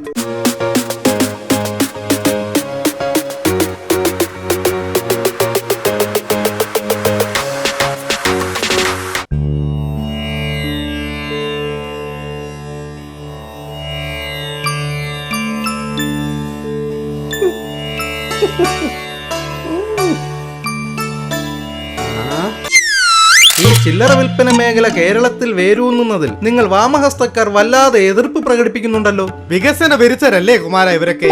കേരളത്തിൽ പരിവപ്പെടുന്ന ഏതുതരം വികസനവും ഇവറ്റകൾ കണ്ണിലെ കരടായേ കാണൂ. വിപ്ലവം നടത്തി ബൂർഷ്വാസിയെ ഇല്ലായ്മ ചെയ്യണമെന്നാണ് മാർക്സിന്റെ തത്വം. കേരളത്തിൽ വ്യവസായത്തിനും വികസനത്തിനുമായി വരുന്ന ഏതൊരാളും ഇവറ്റകൾക്ക് ബൂർഷ്വാസികളാ. അപ്പോൾ പിന്നെ ഇവിടെ എന്ത് വികസനം നടക്കും? വികസനത്തിന്റെ പേരും പറഞ്ഞ് വിദേശ സ്വദേശ കുത്തകൾക്ക് ചില്ലറ വിൽപ്പന മേഖലയിൽ സ്ഥാനം നൽകാതെ അകറ്റി നിർത്തേണ്ടത് രാജ്യത്തെ ഈ മേഖലയിൽ ആശ്രയിച്ച് കഴിയുന്നവരുടെ രക്ഷയ്ക്ക് അനിവാര്യമാണ്. സാധാരണക്കാരായ പാവം കച്ചവടക്കാർക്ക് വേണ്ടിയാണ് ഞങ്ങളുടെ ഈ എതിർപ്പ്. ജനക്ഷേമ പ്രവർത്തകരെന്ന് അവകാശപ്പെടുന്ന രാഷ്ട്രീയക്കാരുടെ തന്ത്രങ്ങൾക്കും കുതന്ത്രങ്ങൾക്കും അറിഞ്ഞും അറിയാതെയും വശപ്പെട്ട് കേരള ജനത മടുത്തിരിക്കുന്ന ഈ സാഹചര്യത്തിൽ എന്റെ വാമഹസ്തം നിങ്ങളുടെ പാർട്ടിയിലെ ചില സഖാക്കന്മാർക്ക് അറിയാം ജനായത്ത സംവിധാനത്തിലൂടെ ഈ വിപ്ലവം സാധ്യമാവില്ല എന്ന്. ഇപ്പോഴത്തെ സഖാക്കന്മാർക്കും നേതാക്കന്മാർക്കും എല്ലാം വിപ്ലവം സാധ്യമാക്കണമെങ്കിൽ ജനങ്ങളെ ചൂഷണം ചെയ്യുകയോ ഹിംസിക്കുകയോ അല്ലാതെ വേറെ മാർഗമില്ലല്ലോ. എന്റെ ഭാസ്കര, ഇനിയുള്ള കാലം വിപ്ലവം നിലനിൽക്കണമെങ്കിൽ പട്ടിണിപ്പാവങ്ങളെ പ്രത്യേക ശാസ്ത്രങ്ങളുടെ പേരിൽ ചൂഷണം ചെയ്യണം. അത് നടപ്പാകണമെങ്കിൽ ഇവർക്ക് തിരിച്ചറിവില്ലാത്ത ജനങ്ങളെയാണ് ആവശ്യം. എന്റെ കേണലെ എന്ന് വെച്ചാൽ കേരള ജനതയ്ക്ക് തിരിച്ചറിവില്ലെന്നാണോ?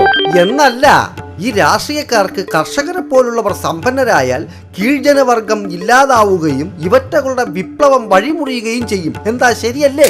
നേരത്തെ ഇവിടെ പറഞ്ഞ വികസന താല്പര്യങ്ങൾ അത് ഇരുപക്ഷക്കാരിൽപ്പെട്ട പ്രമുഖ നേതാക്കന്മാർക്കും അവരുടെ കുടുംബാംഗങ്ങൾക്കും നേട്ടം കൈവരിക്കാനുള്ള പദ്ധതികൾ എന്നല്ലാതെ മറ്റൊന്നുമുള്ളതായി എനിക്ക് തോന്നുന്നില്ല. പണ്ട് ട്രാക്ടറും ട്രില്ലറും കമ്പ്യൂട്ടറും രംഗത്തെത്തിയപ്പോൾ നിശിതമായി വിമർശിക്കുകയും എതിർക്കുകയും ചെയ്തവർ ഇന്ന് ലാപ്ടോപ്പ് കമ്പ്യൂട്ടർ കയ്യിലേന്തി നടക്കുന്ന സുന്ദര കാഴ്ച നാം കാണും. ഭരണപക്ഷമായാലും പ്രതിപക്ഷമായാലും കേരളത്തിന്റെ വികസനത്തിനായി വേണ്ടുന്ന നൂതന ആശയങ്ങളെയും മുന്നേറ്റങ്ങളെയും ആവശ്യമില്ലാതെ തടസ്സപ്പെടുത്തുകയോ വെല്ലുവിളി ഉയർത്തുകയോ ചെയ്യുന്നത് അപരാധമാണ്.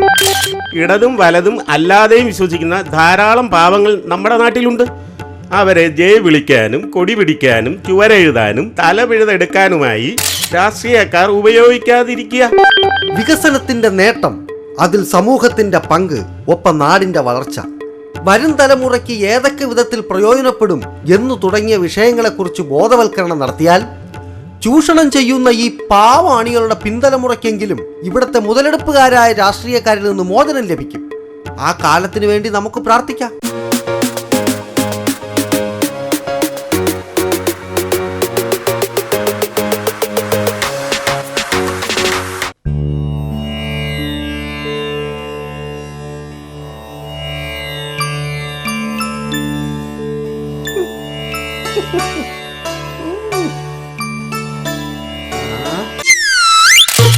ഭാസ്കര, കുറച്ചു നാൾ മുമ്പ് നമ്മുടെ കോഴിക്കോട് വിമാനത്താവളത്തിലെ റൺവേയെ കുറിച്ച് ചില പരാതികൾ ഉയർന്നിരുന്നില്ലേ? അത് കലക്കിയവർ തന്നെ കുടിച്ച് തീർത്തില്ലേ? വിതുമ്പാനും വിളമ്പാനുമേ നമ്മുടെ നാട്ടിൽ ആളുള്ളൂ. കാര്യങ്ങൾ മുറ പോലെ നടത്താൻ ആർക്കും നേരമില്ല. വാസ്തവം, കോഴിക്കോട് റൺവേയുടെ കാര്യം മാത്രമല്ല, ലോകത്തെ പല റൺവേയുടെയും കാര്യം ഇങ്ങനെ തന്നെയാ. അതിന് ഏറ്റവും വലിയ ഉദാഹരണമാണ് ബ്രസീലിലെ സാവപ്പോളോ നഗരത്തിലെ കോൺഗോനിയോസ് വിമാനത്താവളത്തിലുണ്ടായ വൻ ദുരന്തം. ടാം ലിൻഹാസ് ഏരീസ് എയർലൈൻസിന്റെ 320 വിഭാഗത്തിൽപ്പെട്ട എയർബസ് റൺവേയിൽ നിന്നും റോഡിലേക്ക് കടക്കുകയും വിമാനത്തിലെ യാത്രക്കാരും ജോലിക്കാരും അടക്കം 200-ലേറെ പേർ അപകടത്തിൽപ്പെട്ട് മരണമടയുകയും ചെയ്തുവല്ലോ. സാവോ പോളോ ദുരന്തം ക്ഷണിച്ചു വരുത്തിയാണെന്ന് കേട്ടിരുന്നല്ലോ. അത് ശരിയാണോ ഭാസ്കര? ഒരു പരിധി വരെ നേരാക്കണല്ലേ. കാരണം കോൺഗോസ് വിമാനത്താവളത്തിലെ റൺവേ വലിയ വിമാനങ്ങൾക്ക് ഇറങ്ങാൻ പറ്റിയതല്ല. കുറെ കാലമായി വിമാനങ്ങൾക്കുള്ള വിലക്ക് പിൻവലിച്ചത് മൂലമാണ് ഈ ദുരന്തം ഉണ്ടായത്. റൺവേയെ കുറിച്ചുള്ള പരാതികൾ പൈലറ്റുമാരടക്കമുള്ള വിദഗ്ധന്മാർ ചൂണ്ടിക്കാണിച്ചിട്ടും നിലവിലുണ്ടായിരുന്ന വിലക്ക് പിൻവലിച്ചത് ആപത്തായി. അത് തെറ്റായിപ്പോയി. ജൂലൈ 18 ബുധനാഴ്ച നടന്ന ദുരന്തത്തിന് 2 ദിവസം മുമ്പ് പോലും കോൺഗോന്യാസിൽ 2 വിമാനങ്ങൾ നിയന്ത്രണം വിട്ടിരുന്നു. ഭാഗ്യവശാൽ ആർക്കും ഒന്നും പറ്റിയില്ല. ഈ സ്ഥിതിയിൽ വിലക്ക് പിൻവലിക്കരുതായിരുന്നു. എന്റെ വക്കീലെ, വിലക്ക് പിൻവലിച്ചതിന് മറ്റൊരു കാരണമുണ്ട്. ഇപ്പോഴത്തെ ബ്രസീലിന്റെ സ്ഥിതി അല്പം മോശമാണ്. കാര്യമായ സാമ്പത്തിക പ്രശ്നങ്ങളുള്ള ഏത് രാജ്യവും വരുമാന മാർഗമായ ഇത്തരം മാർഗങ്ങൾക്ക് മേൽ നിലനിൽക്കുന്ന വിലക്കുകൾ പ്രതിഷേധക്കാരുടെയും പരാതിക്കാരുടെയും കണ്ണു തെറ്റുമ്പോൾ പിൻവലിക്കുക പതിവാ. പിഴവുകൾ ചെറുതാണെങ്കിലും ചൂണ്ടിക്കാട്ടുമ്പോൾ ബന്ധപ്പെട്ട അധികൃതർ വേണ്ട വിധം നടപടികൾ സ്വീകരിക്കണം. ഇല്ല എങ്കിൽ നമ്മുടെ നാടും നമ്മളും ഇത്തരം ദുരന്തങ്ങൾക്ക് സാക്ഷികളാകേണ്ടി വരും. നേരാ. വ്യാമ സുരക്ഷിതത്വത്തിനു വേണ്ടതെല്ലാം ചെയ്യാൻ ഈ ദുരന്തം നമ്മുടെ ഇന്ത്യ അടക്കമുള്ള രാജ്യങ്ങൾക്ക് പാഠമാവട്ടെ.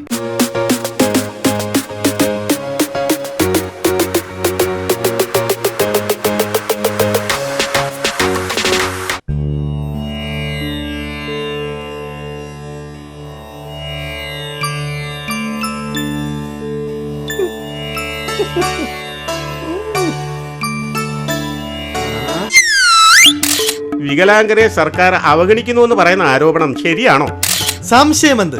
വികലമായ രാഷ്ട്രീയ ചിന്തകളും വ്യക്തിഹത്യയും വൈരാഗ്യവുമായി നടക്കുന്ന ഭരണപക്ഷക്കാർക്ക് പാവം വികലാംഗരെ മാത്രമല്ല വിശ്വത്തിൽ ഉള്ളവരെ പോലും മറക്കാനും അവഗണിക്കാനും സാധിക്കും.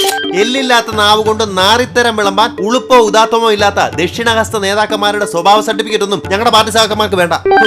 എന്റെ കൂട്ടരെ, നിങ്ങളിങ്ങനെ തമ്മിലടിച്ചും തലതല്ലിപ്പൊളിച്ചും ജനങ്ങളുടെ മുന്നിൽ അപഹാസ്യരാകരുത്. യാഥാർത്ഥ്യങ്ങളെ യാഥാർത്ഥ്യങ്ങളായി തന്നെ തിരിച്ചറിഞ്ഞ് ജനസേവകരെന്ന ലേബലിൽ നടക്കുന്ന നിങ്ങൾ ഈ ആരോപണത്തിലെ നിജസ്ഥിതി തിരിച്ചറിയണം.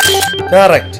നമ്മുടെ നാട്ടിൽ ചെങ്കൊടിയും കൈപ്പത്തിയും കൂടാതെ കമലദളവും കുടവും കാളവണ്ടിയും സൈക്കിളും വരെ തിരഞ്ഞെടുപ്പ് ചിഹ്നമായി നിലനിർത്തി രാഷ്ട്രസേവനത്തിനെന്നും പറഞ്ഞ് ഉച്ചഭാഷണിയിലൂടെ വീമ്പ് പറയുന്ന നിങ്ങൾ ഓരോരുത്തരും ഇത്തരം ആരോപണങ്ങളിലെ നിജസ്ഥിതി മനസ്സിലാക്കണം.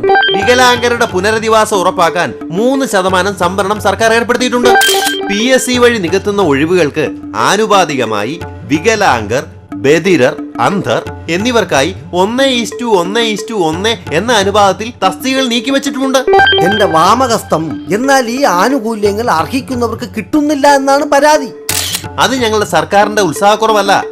ഇത്തരം ഒഴിവുകളിലെ നിയമന ചുമതല അതാത് ജില്ലകളിലെ കളക്ടർമാർക്കാണ്. വികലാംഗ നിയമനം PSCക്ക് വിട്ട് കുറ്റമറ്റതാക്കാൻ സർക്കാർ തീരുമാനിച്ചിട്ടുണ്ടെന്ന് പറഞ്ഞു കേട്ടു. 1-2 തസ്തികകളിലും വികലാംഗർക്ക് 3% സംവരണം ഏർപ്പെടുത്തിയിട്ടുണ്ടെന്നാണ് വെയ്പ്പ്. വൈകല്യത്തിന്റെ തോത് കൂടുതലുള്ളവർക്ക് ഗ്രേസ് മാർക്ക് നൽകാനുള്ള തീരുമാനം ഇപ്പോൾ വാക്കാൽ മാത്രമേ ഉള്ളൂ. സർക്കാരിൽ നിന്നും ആനുകൂല്യങ്ങൾ കൈപ്പറ്റിയിട്ട് നാമം മാത്രം നിലനിർത്തി സർക്കാരിതര തൊഴിലുകളായ ടെലിഫോൺ ബൂത്തും പെട്ടിക്കട പോലുള്ള സ്ഥിര വരുമാനത്തിനുതകുന്ന ചെറു സ്ഥാപനങ്ങളും വായ്പയായി എടുത്ത് മറിച്ചു വിൽക്കുകയോ പണയപ്പെടുത്തുകയോ ചെയ്യുന്നു എന്ന വസ്തുത ഞങ്ങളും നിഷേധിക്കുന്നില്ല. അത് നേരാ.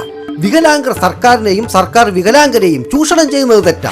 അതോടൊപ്പം സർക്കാർ തസ്തികകളിൽ വികലാംഗരെ നിയമനത്തിനായി തിരഞ്ഞെടുക്കുന്നതിനുള്ള പിഴവുകളും നികത്തണം. പരീക്ഷാ രീതിയെ പറ്റിയോ ചോദ്യാവലിയെ പറ്റിയോ മുൻ ധാരണകളില്ലാതെ വരുന്ന ഉദ്യോഗാർത്ഥിക്ക് ഗ്രേസ് മാർക്ക് ഉണ്ടെന്നും ടൈപ്പ് റൈറ്റിംഗ് പഠിച്ചിരിക്കണമെന്നും അവിടെ എത്തുമ്പോൾ മാത്രം അറിയുന്നുവെന്നൊരു പരാതി കൂടി ഉണ്ട്. PSC പരീക്ഷകൾക്ക് നൽകുന്നത് പോലെ മുൻകൂട്ടി നിർദ്ദേശങ്ങൾ നൽകി ഈ പാവങ്ങളെ സഹായിക്കണം. ശാരീരിക വൈകല്യമുള്ള ഈ പാവങ്ങൾ നമുക്കൊപ്പം ജീവിക്കട്ടെ. അംഗവൈകല്യം ബാധിച്ചവർ നാടിനോ കുടുംബത്തിനോ ഒരു ബാധ്യതയല്ല. അവർക്ക് അർഹിക്കുന്ന പരിഗണന നൽകുകയും സംരക്ഷണം ഉറപ്പുവരുത്തുകയും ചെയ്യേണ്ടത് പൗരന്മാരായ നമ്മൾ ഓരോരുത്തരുടെയും കടമയാണ്.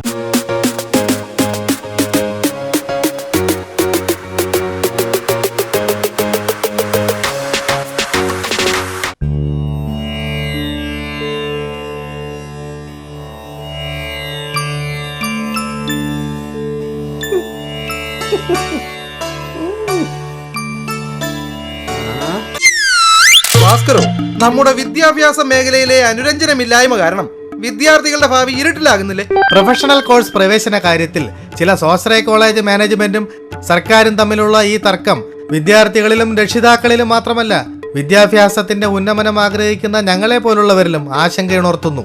പാവപ്പെട്ട വിദ്യാർത്ഥികളുടെ വിദ്യാഭ്യാസത്തിനെന്ന ലേബലിൽ സ്വകാര്യ കോളേജുകൾ ഭീമമായ തുക വിദ്യാർത്ഥികളിൽ നിന്ന് ഈടാക്കുന്നുവെന്നും സർക്കാർ നിയന്ത്രണം പരമാവധി കുറയ്ക്കാൻ ചില മാനേജ്മെന്റുകൾ നടത്തുന്ന ശ്രമം മൂലമാണ് അനുരഞ്ജന ശ്രമം വൈകിക്കുന്നുവെന്ന് വാമഹസ്തക്കാർ പറഞ്ഞു വരുത്തുന്നത്. ഭരണപക്ഷത്ത് ഏത് സർക്കാർ ഇരുന്നാലും ആണ്ടുതോറും നടത്തി വരാറുള്ള വിദ്യാഭ്യാസ കലാപരിപാടികളാണല്ലോ ഇക്കൊല്ലവും ഭംഗിയായി നിങ്ങൾ ആചരിച്ചുകൊണ്ടിരിക്കുന്നത്. എന്നാൽ ഈ വിഷയത്തെക്കാൾ മുൻതൂക്കം നൽകേണ്ടത് മറ്റൊരു വിദ്യാഭ്യാസ പ്രതിസന്ധിക്കാണ്. ഇവിടെ എന്ത് പ്രതിസന്ധി? കേരളം സമ്പൂർണ്ണ സാക്ഷരത കൈവരിച്ച രാജ്യത്തെ ഏക സംസ്ഥാനമാണ്. NUEPA അതായത് national university of educational planning and administration. സർക്കാരിന് വേണ്ടി കേന്ദ്രഭരണ പ്രദേശങ്ങളിലെ 35 സംസ്ഥാനങ്ങളിൽ 11 ലക്ഷത്തിലേറെ സ്കൂളുകളിലായി സർവേ നടത്തിയപ്പോൾ പ്രാഥമിക വിദ്യാഭ്യാസം സാർവത്രികമാക്കാനുള്ള പരിശ്രമം അമ്പേ പരാജയപ്പെട്ടുകൊണ്ടിരിക്കുന്നുവെന്നാണ് തെളിഞ്ഞത്. 9,000 പ്രാഥമിക വിദ്യാലയങ്ങളിൽ എഴുതി പഠിപ്പിക്കാനുള്ള ബോർഡോ 21,000-ലധികം വിദ്യാലയങ്ങളിൽ അധ്യാപകരോ ഇല്ല എന്ന വസ്തുത റിപ്പോർട്ടുകൾ വ്യക്തമാക്കുന്നു. കംട്രോളർ ആൻഡ് ഓഡിറ്റർ ജനറലിന്റെ കഴിഞ്ഞ വർഷത്തെ റിപ്പോർട്ടിൽ മറ്റൊരു ഞെട്ടിക്കുന്ന സത്യം കൂടിയുണ്ട്. രാജ്യത്ത് 136 ലക്ഷം കുട്ടികൾക്ക് സ്കൂൾ വിദ്യാഭ്യാസം ഒരു സ്വപ്നം മാത്രമാണ്. അതിന് കാരണം വിദ്യാഭ്യാസത്തിനുള്ള ചിലവ് വർദ്ധിക്കുന്നതാണ്. ഉന്നത പ്രൊഫഷണൽ വിദ്യാഭ്യാസ രംഗം നാൾക്ക് നാൾ വളർന്നു പന്തലിക്കുകയും സാധാരണക്കാരിൽ നിന്നും അകലുകയും ചെയ്യുന്നത് ഒരു കാരണമല്ലേ?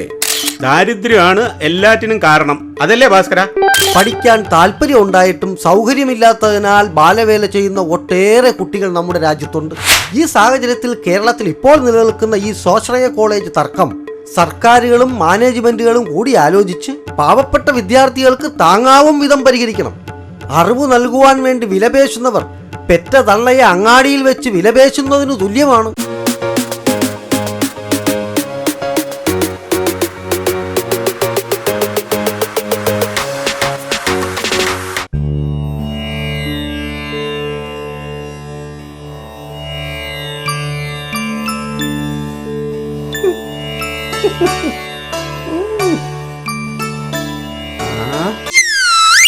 അല്ല ഭാസ്കര, ഈ പാരീസ് അബൂബക്കറിന് കേരള രാഷ്ട്രീയത്തിലുള്ള റോൾ എന്താ?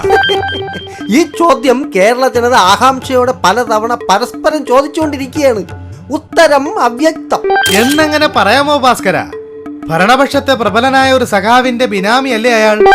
നേരാണോ? അതുകൊണ്ടാണോ പാരീസ് ദീപികയിലൂടെ പല വെല്ലുവിളികളും നടത്തുന്നത്?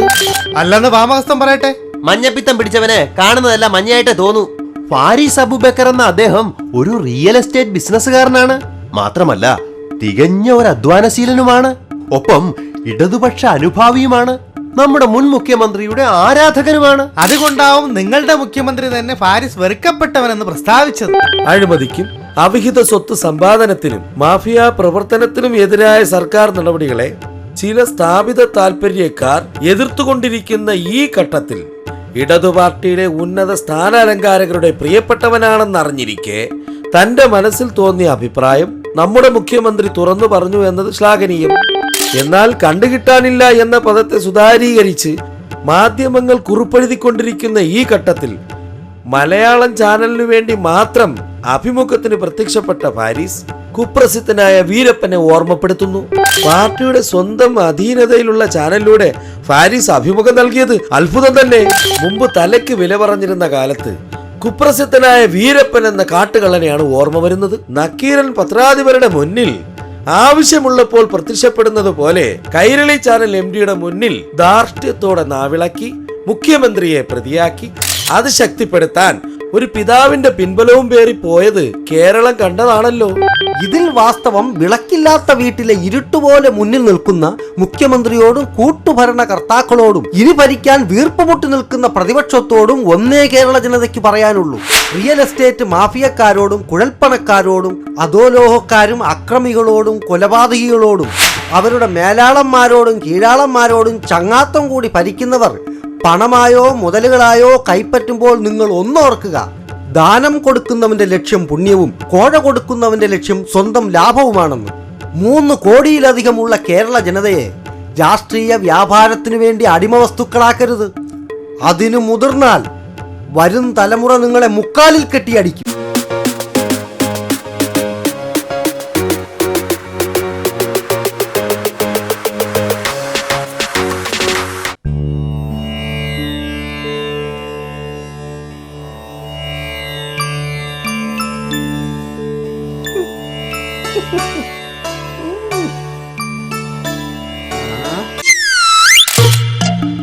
ഭാസ്കരേട്ടാ, ഈയിടെയായി കയ്യേറ്റ ഭൂമി പിടിച്ചെടുക്കൽ വളരെ തണുപ്പൻ മട്ടിലാണെന്ന് കേൾക്കുന്നുണ്ടല്ലോ. അതങ്ങനെയല്ലേ വരൂ.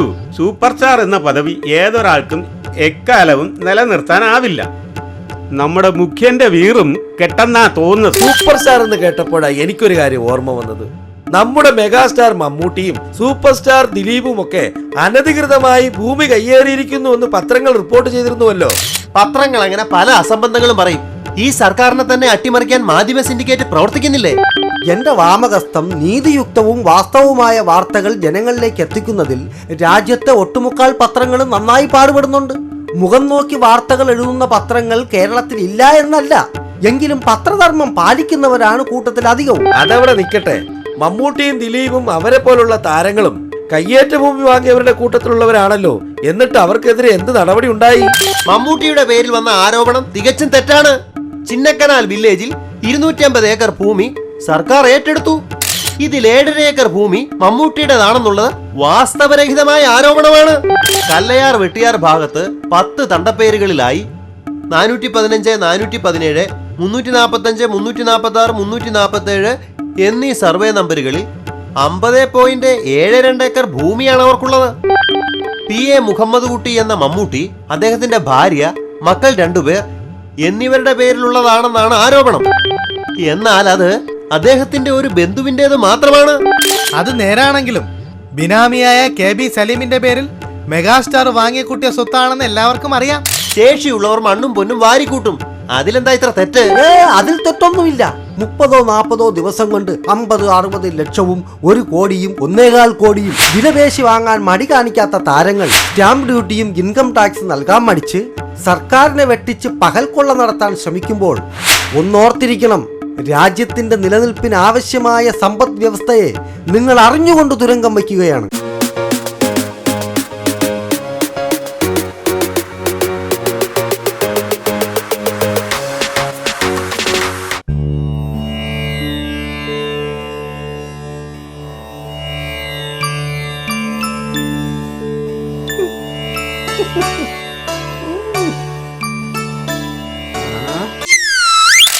ഭാസ്കര, കരിമണൽ ഖനനവുമായി ബന്ധപ്പെട്ട് KMML ലിമിറ്റഡിനെ കുറിച്ച് ആശങ്കകൾ നിലനിൽക്കുന്നുവെന്ന് കേട്ടത് ശരിയാണോ? നേരാണ്. പൊതുമേഖലാ സ്ഥാപനങ്ങളുടെ സംരക്ഷണത്തിന് പ്രാധാന്യം നൽകുമെന്ന് പറഞ്ഞ വാമഹസ്ത സർക്കാർ അതിന് വിപരീതമായി ചവറയിലെ KMMLന്റെ കാര്യത്തിലെടുത്ത നീക്കം ബഹിരാഷ്ട്ര കുത്തക കമ്പനികളെ സഹായിക്കാനാണെന്ന് ആർക്കും മനസ്സിലാകും. കേരളത്തിലെ ധാതുമണൽ ഉപയോഗിച്ച് ടൈറ്റാനിയം വ്യവസായം തുടങ്ങുന്ന കാര്യത്തിൽ ഒരു റഷ്യൻ കമ്പനിയുമായും ടാറ്റ സ്റ്റീലുമായും സർക്കാർ ധാരണയിലെത്തിയെന്നുള്ളത് സത്യമാണ്. പക്ഷേ അത് കേരളത്തിന്റെ ഉന്നമനത്തിനായാണ്. അതുകൊണ്ടാവും ടെൻഡറില്ലാതെ റഷ്യൻ കമ്പനിയുമായി നിങ്ങളുടെ ഗവൺമെന്റ് കരാർ ഒപ്പിട്ടത്. നേരാണോ? എങ്കിലത് നിയമവിരുദ്ധം തന്നെ. എന്റെ വക്കീലെ, ചില ഘട്ടങ്ങളിൽ ആവശ്യമെങ്കിൽ ടെൻഡർ വിളിക്കാതെ ഇത്തരം വ്യവസായ സംരംഭങ്ങളെ പിന്താങ്ങാം. ധാതുമണൽ ഖനനം പൊതുമേഖലയിൽ മാത്രമേ അനുവദിക്കൂ എന്ന് ഉറപ്പ് നൽകിയിരുന്ന വാമഹസ്തക്കാരുടെ ഗവൺമെന്റ് റഷ്യൻ കമ്പനിയുമായി ടെൻഡർ ഒഴിവാക്കി കരാർ ഒപ്പിട്ടതിന്റെ അനിവാര്യത കേരള ജനതയെ ബോധ്യപ്പെടുത്തേണ്ടതുണ്ട്. വാമഹസ്ത KMML കമ്പനിയുമായി ബന്ധപ്പെട്ടുള്ള കരാറുകൾ വ്യവസ്ഥാനുസൃതമാണെന്ന് നമ്മുടെ വ്യവസായ മന്ത്രി അവകാശപ്പെടുന്നുണ്ടെങ്കിലും അത് ബോധ്യപ്പെടുത്താൻ അദ്ദേഹത്തിന് ഇതുവരെ സാധിച്ചിട്ടില്ല എന്നതാണ് സത്യം. എന്റെ കേണലെ, 2 മുൻകാല സർക്കാരുകളുടെ കാലത്തായി 2 നിയമസഭാ കമ്മിറ്റികൾ ശുപാർശ ചെയ്തതും 120 കോടിയോളം ചെലവിട്ട് കഴിഞ്ഞതുമായ നവീകരണ പ്രവർത്തനങ്ങൾ വേണ്ടെന്ന് വെച്ചാണ് കുത്തക കമ്പനികൾക്ക് സഹായകമാവുന്ന ഈ നിലപാട് ഗവൺമെന്റ് സ്വീകരിച്ചിരിക്കുന്നത്. അപ്പോൾ നമ്മളെ ഇവറ്റകൾ കബളിപ്പിക്കുന്നുവെന്നല്ലേ? സംശയമെന്ത്? വികസന നവീകരണ പ്രവർത്തനം നിർത്തലാക്കി ബഹുരാഷ്ട്ര കുത്തക കമ്പനികളുടെ താല്പര്യം സംരക്ഷിക്കുക എന്ന ഒറ്റ ലക്ഷ്യം മാത്രമേ ഈ വാമഹസ്തക്കാരുടെ ഗവൺമെന്റിനുള്ളൂ എന്ന് തെളിഞ്ഞിരിക്കുന്നു. ചൊല്ലുന്നത് വാദ്യാരായതുകൊണ്ട് എന്തും ശരിയാവണമെന്നില്ല. അതും നേരാ. എന്നാൽ കേരളത്തിലെ ധാതുമണലിന് വേണ്ടി കുത്തക കമ്പനികൾ ശ്രമം തുടങ്ങിയിട്ട് കാലം കുറേ ആയി. റഷ്യൻ കമ്പനിയും ടാറ്റ സ്റ്റീലും സ്ഥാപിക്കുന്ന 10,000 ടൺ വീതം ശേഷിയുള്ള പദ്ധതികൾക്കായി കൊല്ലം തോറും ലക്ഷക്കണക്കിന് ടൺ ധാതുമണൽ വേണ്ടിവരും. KMML വഴി അത് നേടാനാണ് കമ്പനികൾ ഗവൺമെന്റുമായി ചങ്ങാത്തം കൂടിയിരിക്കുന്നത്. 2 വൻ കുത്തക കമ്പനികൾക്ക് അസംസ്കൃത വസ്തുക്കൾ എത്തിച്ചു കൊടുക്കുന്ന ഫീഡിംഗ് യൂണിറ്റായി മാറ്റിക്കൊടുക്കാമെന്ന ധാരണ കരാറിലുണ്ടെങ്കിൽ അത് റദ്ദു ചെയ്യണം. ഒന്നോർക്കുക, ഇരിക്കുന്ന കൊമ്പ് മുറിക്കുന്നത് ആർക്കും നന്നല്ല.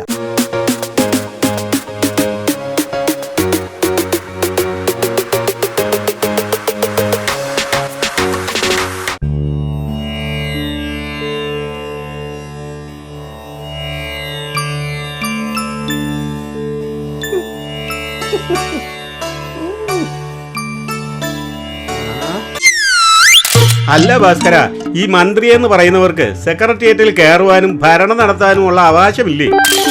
അതെന്താ കേണല്ലേ അങ്ങനെ ചോദിച്ചത്?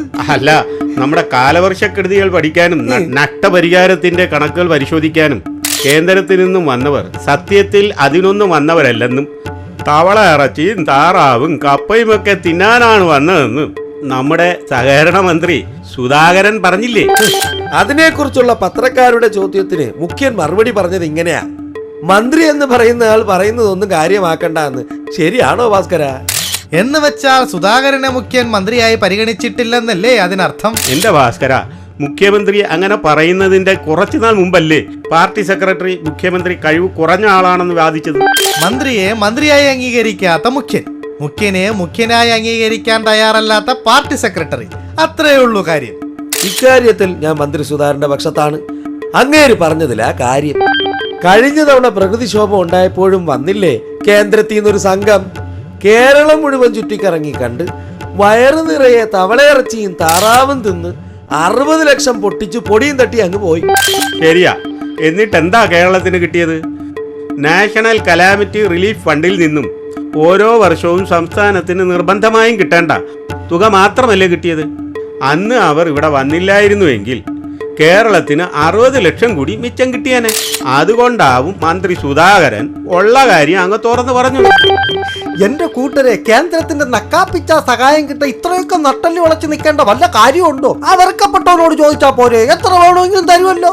2 ലക്ഷം ചോദിച്ചാൽ 60 ലക്ഷം കൊടുക്കുന്ന ധർമ്മിഷ്ഠനാ. ഓഡിറ്റ് റിപ്പോർട്ട് കൊടുക്കണ്ട, എങ്ങനെ ചെലവാക്കി എന്ന് വിവരിക്കുകയും വേണ്ട, സ്വസ്ഥം സമാധാനം. അതെങ്ങനെയാ ഭാസ്കര? വെറുക്കപ്പെട്ടവനെന്ന് പ്രഖ്യാപിച്ചു പോയില്ലേ? വെറുക്കപ്പെട്ടവരോട് സഹായം ചോദിക്കുന്നത് എങ്ങനെ? എന്റെ കേണലെ, മുഖ്യന് പാരീസ് ലണ്ടൻ വെറുക്കപ്പെട്ടവനാണെങ്കിൽ പാർട്ടിക്ക് അയാൾ വാഴ്ത്തപ്പെട്ടവനാണ്. അതല്ലേ തൊഴിലാളി വർഗ ചാനലായ കൈരളിയും സഹോദര ചാനലായ പീപ്പിളും, അതും പ്രൈം ടൈമിൽ 2 മണിക്കൂർ കലാശ കൊട്ടുകൊട്ടിയത് കണ്ടില്ലേ? എവിടെയും എപ്പോഴും കയ്യൂക്കൊള്ളവൻ കാര്യക്കാരൻ.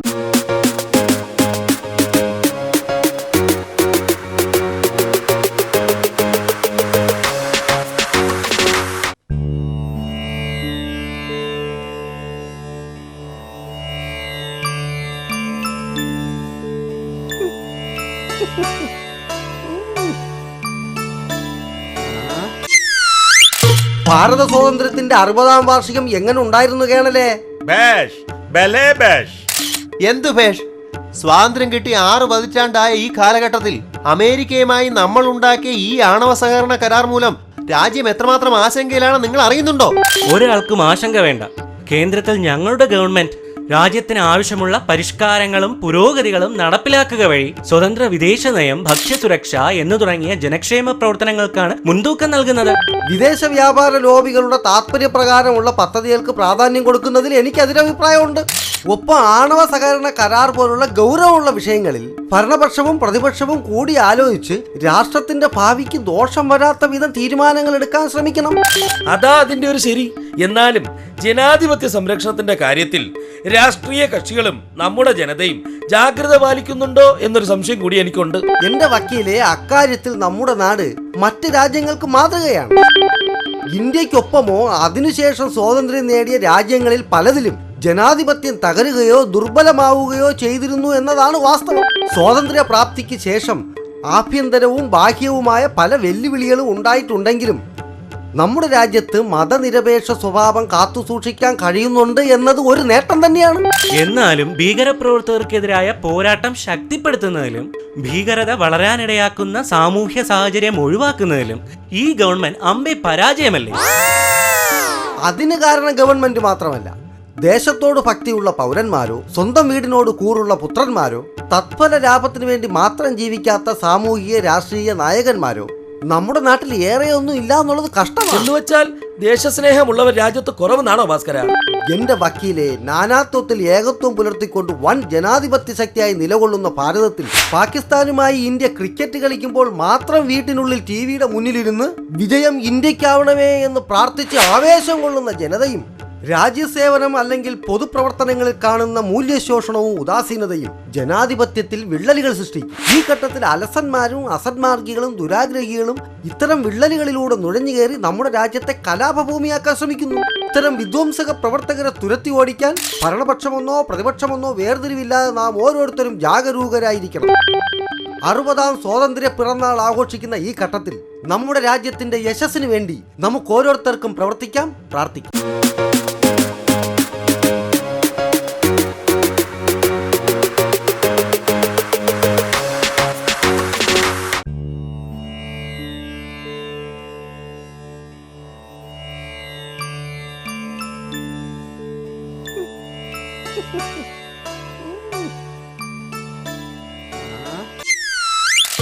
എനിക്കൊരു സംശയം. ഇന്ത്യ അമേരിക്ക ആണവ സഹകരണ കരാർ നിലവിൽ വരുമ്പോൾ നമ്മുടെ രാജ്യത്തിന്റെ താല്പര്യവും പരമാധികാരവും പഴയതുപോലെ നിലനിർത്താനാവുമോ? കേണലെ, ഈ സംശയങ്ങളും ആശങ്കകളും ഒക്കെ നേരത്തെ പ്രകടിപ്പിക്കപ്പെട്ടതായിരുന്നു. ഇപ്പോഴതൊക്കെ പരിഹരിച്ചിട്ടുള്ള കരാറാണ് നിലവിലുള്ളതെന്നും പറയപ്പെടുന്നു. ഒട്ടകത്തിനിരിക്കാൻ ഇടം കൊടുത്ത പോലെയാകും അമേരിക്കയുമായിട്ടുള്ള ഈ കരാർ. വാമഹസ്തക്കാർ പ്രചരിപ്പിക്കുന്നത് പോലെ യാതൊരു ദോഷവും ഞങ്ങൾ ഈ കരാറിൽ കാണുന്നില്ല. ഇന്ത്യ സംഘടിപ്പിക്കുന്ന ആണവ പരിപാടികളെ തടസ്സപ്പെടുത്തുകയോ അതിൽ ഇടപെടുകയോ ചെയ്യില്ലെന്ന് കരാറിൽ വാക്കുണ്ട്. അമേരിക്കക്കാരുടെ വാക്കിന്റെ വിലയും പ്രവൃത്തിയിലെ നേരും കുറെ കാലമായിട്ട് ലോകം കാണുന്നതല്ലേ. സ്വേച്ഛാധിപത്യവും മേധാവിത്വവും ഏത് രാജ്യത്തിന്റെ മേലും സ്ഥാപിക്കാൻ സഹകരണ കരാറിന്റെ രൂപത്തിലും അത് നടപ്പായില്ലെങ്കിൽ കയ്യുക്കായി പോലും നേടുവാൻ മടിയില്ലാത്ത ബൂർഷ്വാ ഭരണാധിപന്മാരുടെ സിൻഡിക്കേറ്റായ അമേരിക്കയുമായുള്ള ഇന്ത്യയുടെ ചങ്ങാത്തം ഇന്നല്ലെങ്കിൽ നാളെ നമ്മുടെ രാജ്യത്തിന് ദോഷമായി ഭവിക്കുമെന്ന കാര്യത്തിൽ ഞങ്ങൾക്ക് സംശയമില്ല. എന്റെ ദക്ഷിണഹസ്തം പ്രധാനമന്ത്രി പാർലമെന്റിന് നൽകിയ ഉറപ്പുകൾ അന്തിമ കരാറിൽ പാലിക്കാനായി എന്ന അവകാശവാദം ശരിയാണോ? അത് പിന്നെ ഒരു പിന്നെയുമില്ല. ഈ ആണവ കരാർ ആപത്താണ്.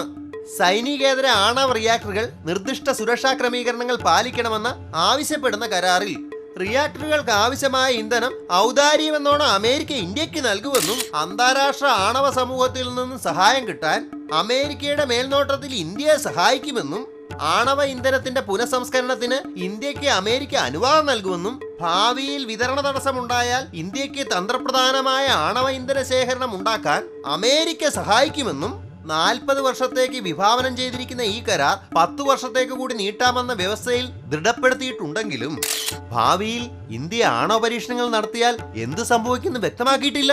അപ്പോൾ കരാർ റദ്ദാക്കപ്പെടുകയാണെങ്കിൽ എന്ത് സംഭവിക്കും? വേറെ എന്ത് സംഭവിക്കാൻ? കരാർ റദ്ദാക്കപ്പെടുകയാണെങ്കിൽ ഇന്ത്യ അമേരിക്കയുടെ കയ്യിൽ നിന്നും വാങ്ങുന്ന ആണവ ഉത്പന്നങ്ങളും മറ്റും പലിശ സഹിതം തിരിച്ചു നൽകേണ്ടി വരും.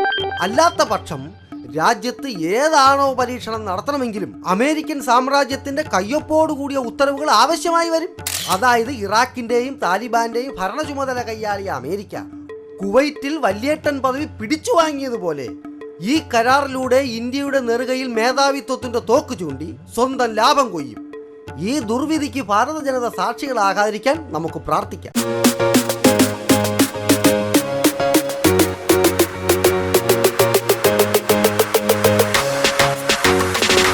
ഗൾഫിലെ പൊതുമാപ്പ് കാലാവധിയൊക്കെ കഴിഞ്ഞോ സുബൈറെ? അതെ അതെ, കഴിയാറായി. സുബൈർ ബെഹറല്ലായിരുന്നോ? അതെ. സ്വന്തം നാട് മറന്ന് അന്യനാടിനെ മോഹിച്ചും സ്നേഹിച്ചും പുരോഗതി ഉണ്ടാക്കി കൊടുത്തിട്ട് ഇപ്പൊ എന്തായി? വേറെ എന്താവാൻ? ഇപ്പൊ അവിടുത്തുകാർക്ക് വിദേശികൾ വെറുക്കപ്പെട്ടവരായി. ഇപ്പറഞ്ഞത് പൂർണ്ണമായി നേരല്ല. ഇങ്ങനെ ഒരു പൊതുമാപ്പും അച്ചടക്ക നടപടിയും പരിവർത്തനങ്ങളും തൊഴിൽ മേഖലയിലെ തട്ടിപ്പ് തടയുന്നതിന് സഹായകരമാണ്. എന്ത് സഹായം ഭാസ്കര? ഗൾഫ് നാടിന്റെ പുരോഗതിക്ക് വേണ്ടി യത്നിച്ച വിദേശീയരെ പൊതുമാപ്പെന്ന ഒറ്റവാക്കിൽ പുറത്താക്കുന്ന ശരിയാണോ? ശരിയാ. ഈ അടുത്തിടെ ബഹ്റൈനിൽ ലേബർ മാർക്കറ്റ് റെഗുലേറ്ററി അതോറിറ്റി തൊഴിൽ മേഖലയിൽ നടപ്പാക്കാൻ ഉദ്ദേശിച്ച മാറ്റങ്ങൾ വിദേശികളെ സഹായിക്കാൻ എന്നുള്ളതാ സത്യം. വിദേശികൾക്ക് പെർമിറ്റ് അനുവദിക്കുകയും അതോടൊപ്പം ഒരു സീരിയൽ നമ്പർ നൽകി ആ നമ്പർ വിദേശത്ത് ജോലിക്ക് ശ്രമിക്കുന്ന ആൾ അതോറിറ്റിയുടെ വെബ്സൈറ്റിലൂടെ പരിശോധിച്ചാൽ അപേക്ഷയുടെ നിജസ്ഥിതി മനസ്സിലാക്കാം. എന്ന് വെച്ചാൽ ഇന്ത്യയിലുള്ള ഒരാൾ റെസിഡൻസ് പെർമിറ്റിന് അപേക്ഷിക്കുമ്പോൾ ഇതുമായി ബന്ധപ്പെട്ട പൂർണ്ണ വിവരങ്ങൾ അയാൾക്ക് ഇന്ത്യയിൽ നിന്ന് തന്നെ കിട്ടുമെന്നല്ലേ? അതെ. പെർമിറ്റ് അനുവദിച്ചു കഴിഞ്ഞാൽ ഏത് സ്ഥാപനത്തിന്റെ പേരിലാണ് വിസയെന്നും തസ്തികകൾ ഏതെന്നും തൊഴിൽ വിസയാണോ അതോ വിസിറ്റിംഗ് വിസയാണോ എന്നും ഓൺലൈനിലൂടെ അറിയാൻ സാധിക്കും. ഈ സംവിധാനം കൊള്ളാം. അങ്ങനെ വരുമ്പോൾ ഇടനിലക്കാരെയും തട്ടിപ്പുകാരെയും പൂർണ്ണമായി ഒഴിവാക്കാൻ കഴിയുമല്ലോ. എവിടുന്ന്? മുമ്പ് തട്ടിപ്പ് നടത്തിയിരുന്നവർ അന്യനാട്ടുകാരായ ചെറു സംഘക്കാരായിരുന്നെങ്കിൽ ഇനി മുതൽ അവിടെ തട്ടിപ്പ് നടത്താൻ പോകുന്നത് ആ രാജ്യത്തിന്റെ അംഗീകാരമുള്ള അവിടുത്തുകാരായിരിക്കും. എന്റെ വാമഹസ്തം, നിങ്ങൾ ഇങ്ങനെ പറയരുത്. തൊഴിൽ മന്ത്രാലയമാണ് ഇനി മുതൽ വിസ അനുവദിക്കുന്നത്. അപ്പോൾ തട്ടിപ്പുകാരുടെ ഇടപെടൽ ഗണ്യമായി കുറഞ്ഞും അതോടൊപ്പം എല്ലാ വിദേശികളും അതോറിറ്റിയുടെ കീഴിലാവുകയും ചെയ്യും. മറ്റൊരു ഗുണം കൂടിയുണ്ട്. ആദ്യമായി വിദേശത്തെത്തുന്ന ആളിന്റെ ഫിംഗർ പ്രിന്റ് എടുത്ത് അത് അതോറിറ്റിയുടെ വെബ്സൈറ്റിൽ രേഖപ്പെടുത്തുകയും അടുത്ത നാൾ തന്നെ വിദേശിയെ മെഡിക്കൽ ചെക്കപ്പ് നടത്തി ഫിറ്റ്നസ് പരിശോധിക്കുകയും അഥവാ മെഡിക്കൽ റിപ്പോർട്ടിൽ പരാജയമാണെന്ന് വന്നാൽ വിദേശിയെ തിരിച്ചയച്ച് വിസയ്ക്കായി തൊഴിലുടമ ചെലവാക്കിയ തുക അതോറിറ്റി തന്നെ മടക്കി കൊടുക്കുകയും ചെയ്യും. എല്ലാ രാജ്യങ്ങൾക്കും വിദേശ സ്വദേശ പക്ഷപാതങ്ങളും തൊഴിലധിഷ്ഠിത നിയമങ്ങളും ഉണ്ടെന്നുള്ളത് സത്യമാണ്. എന്നാലും ചില രാജ്യങ്ങൾ നിയമങ്ങളിൽ കർക്കശത നിലനിർത്താൻ ശ്രമിക്കുന്നതിന് പിന്നിൽ നമ്മളിൽ ചിലരുടെ അത്യാഗ്രഹവും അയോഗ്യ നിലപാടുകളും ഉണ്ടെന്നുള്ള വസ്തുത വിസ്മരിക്കാൻ പാടില്ല.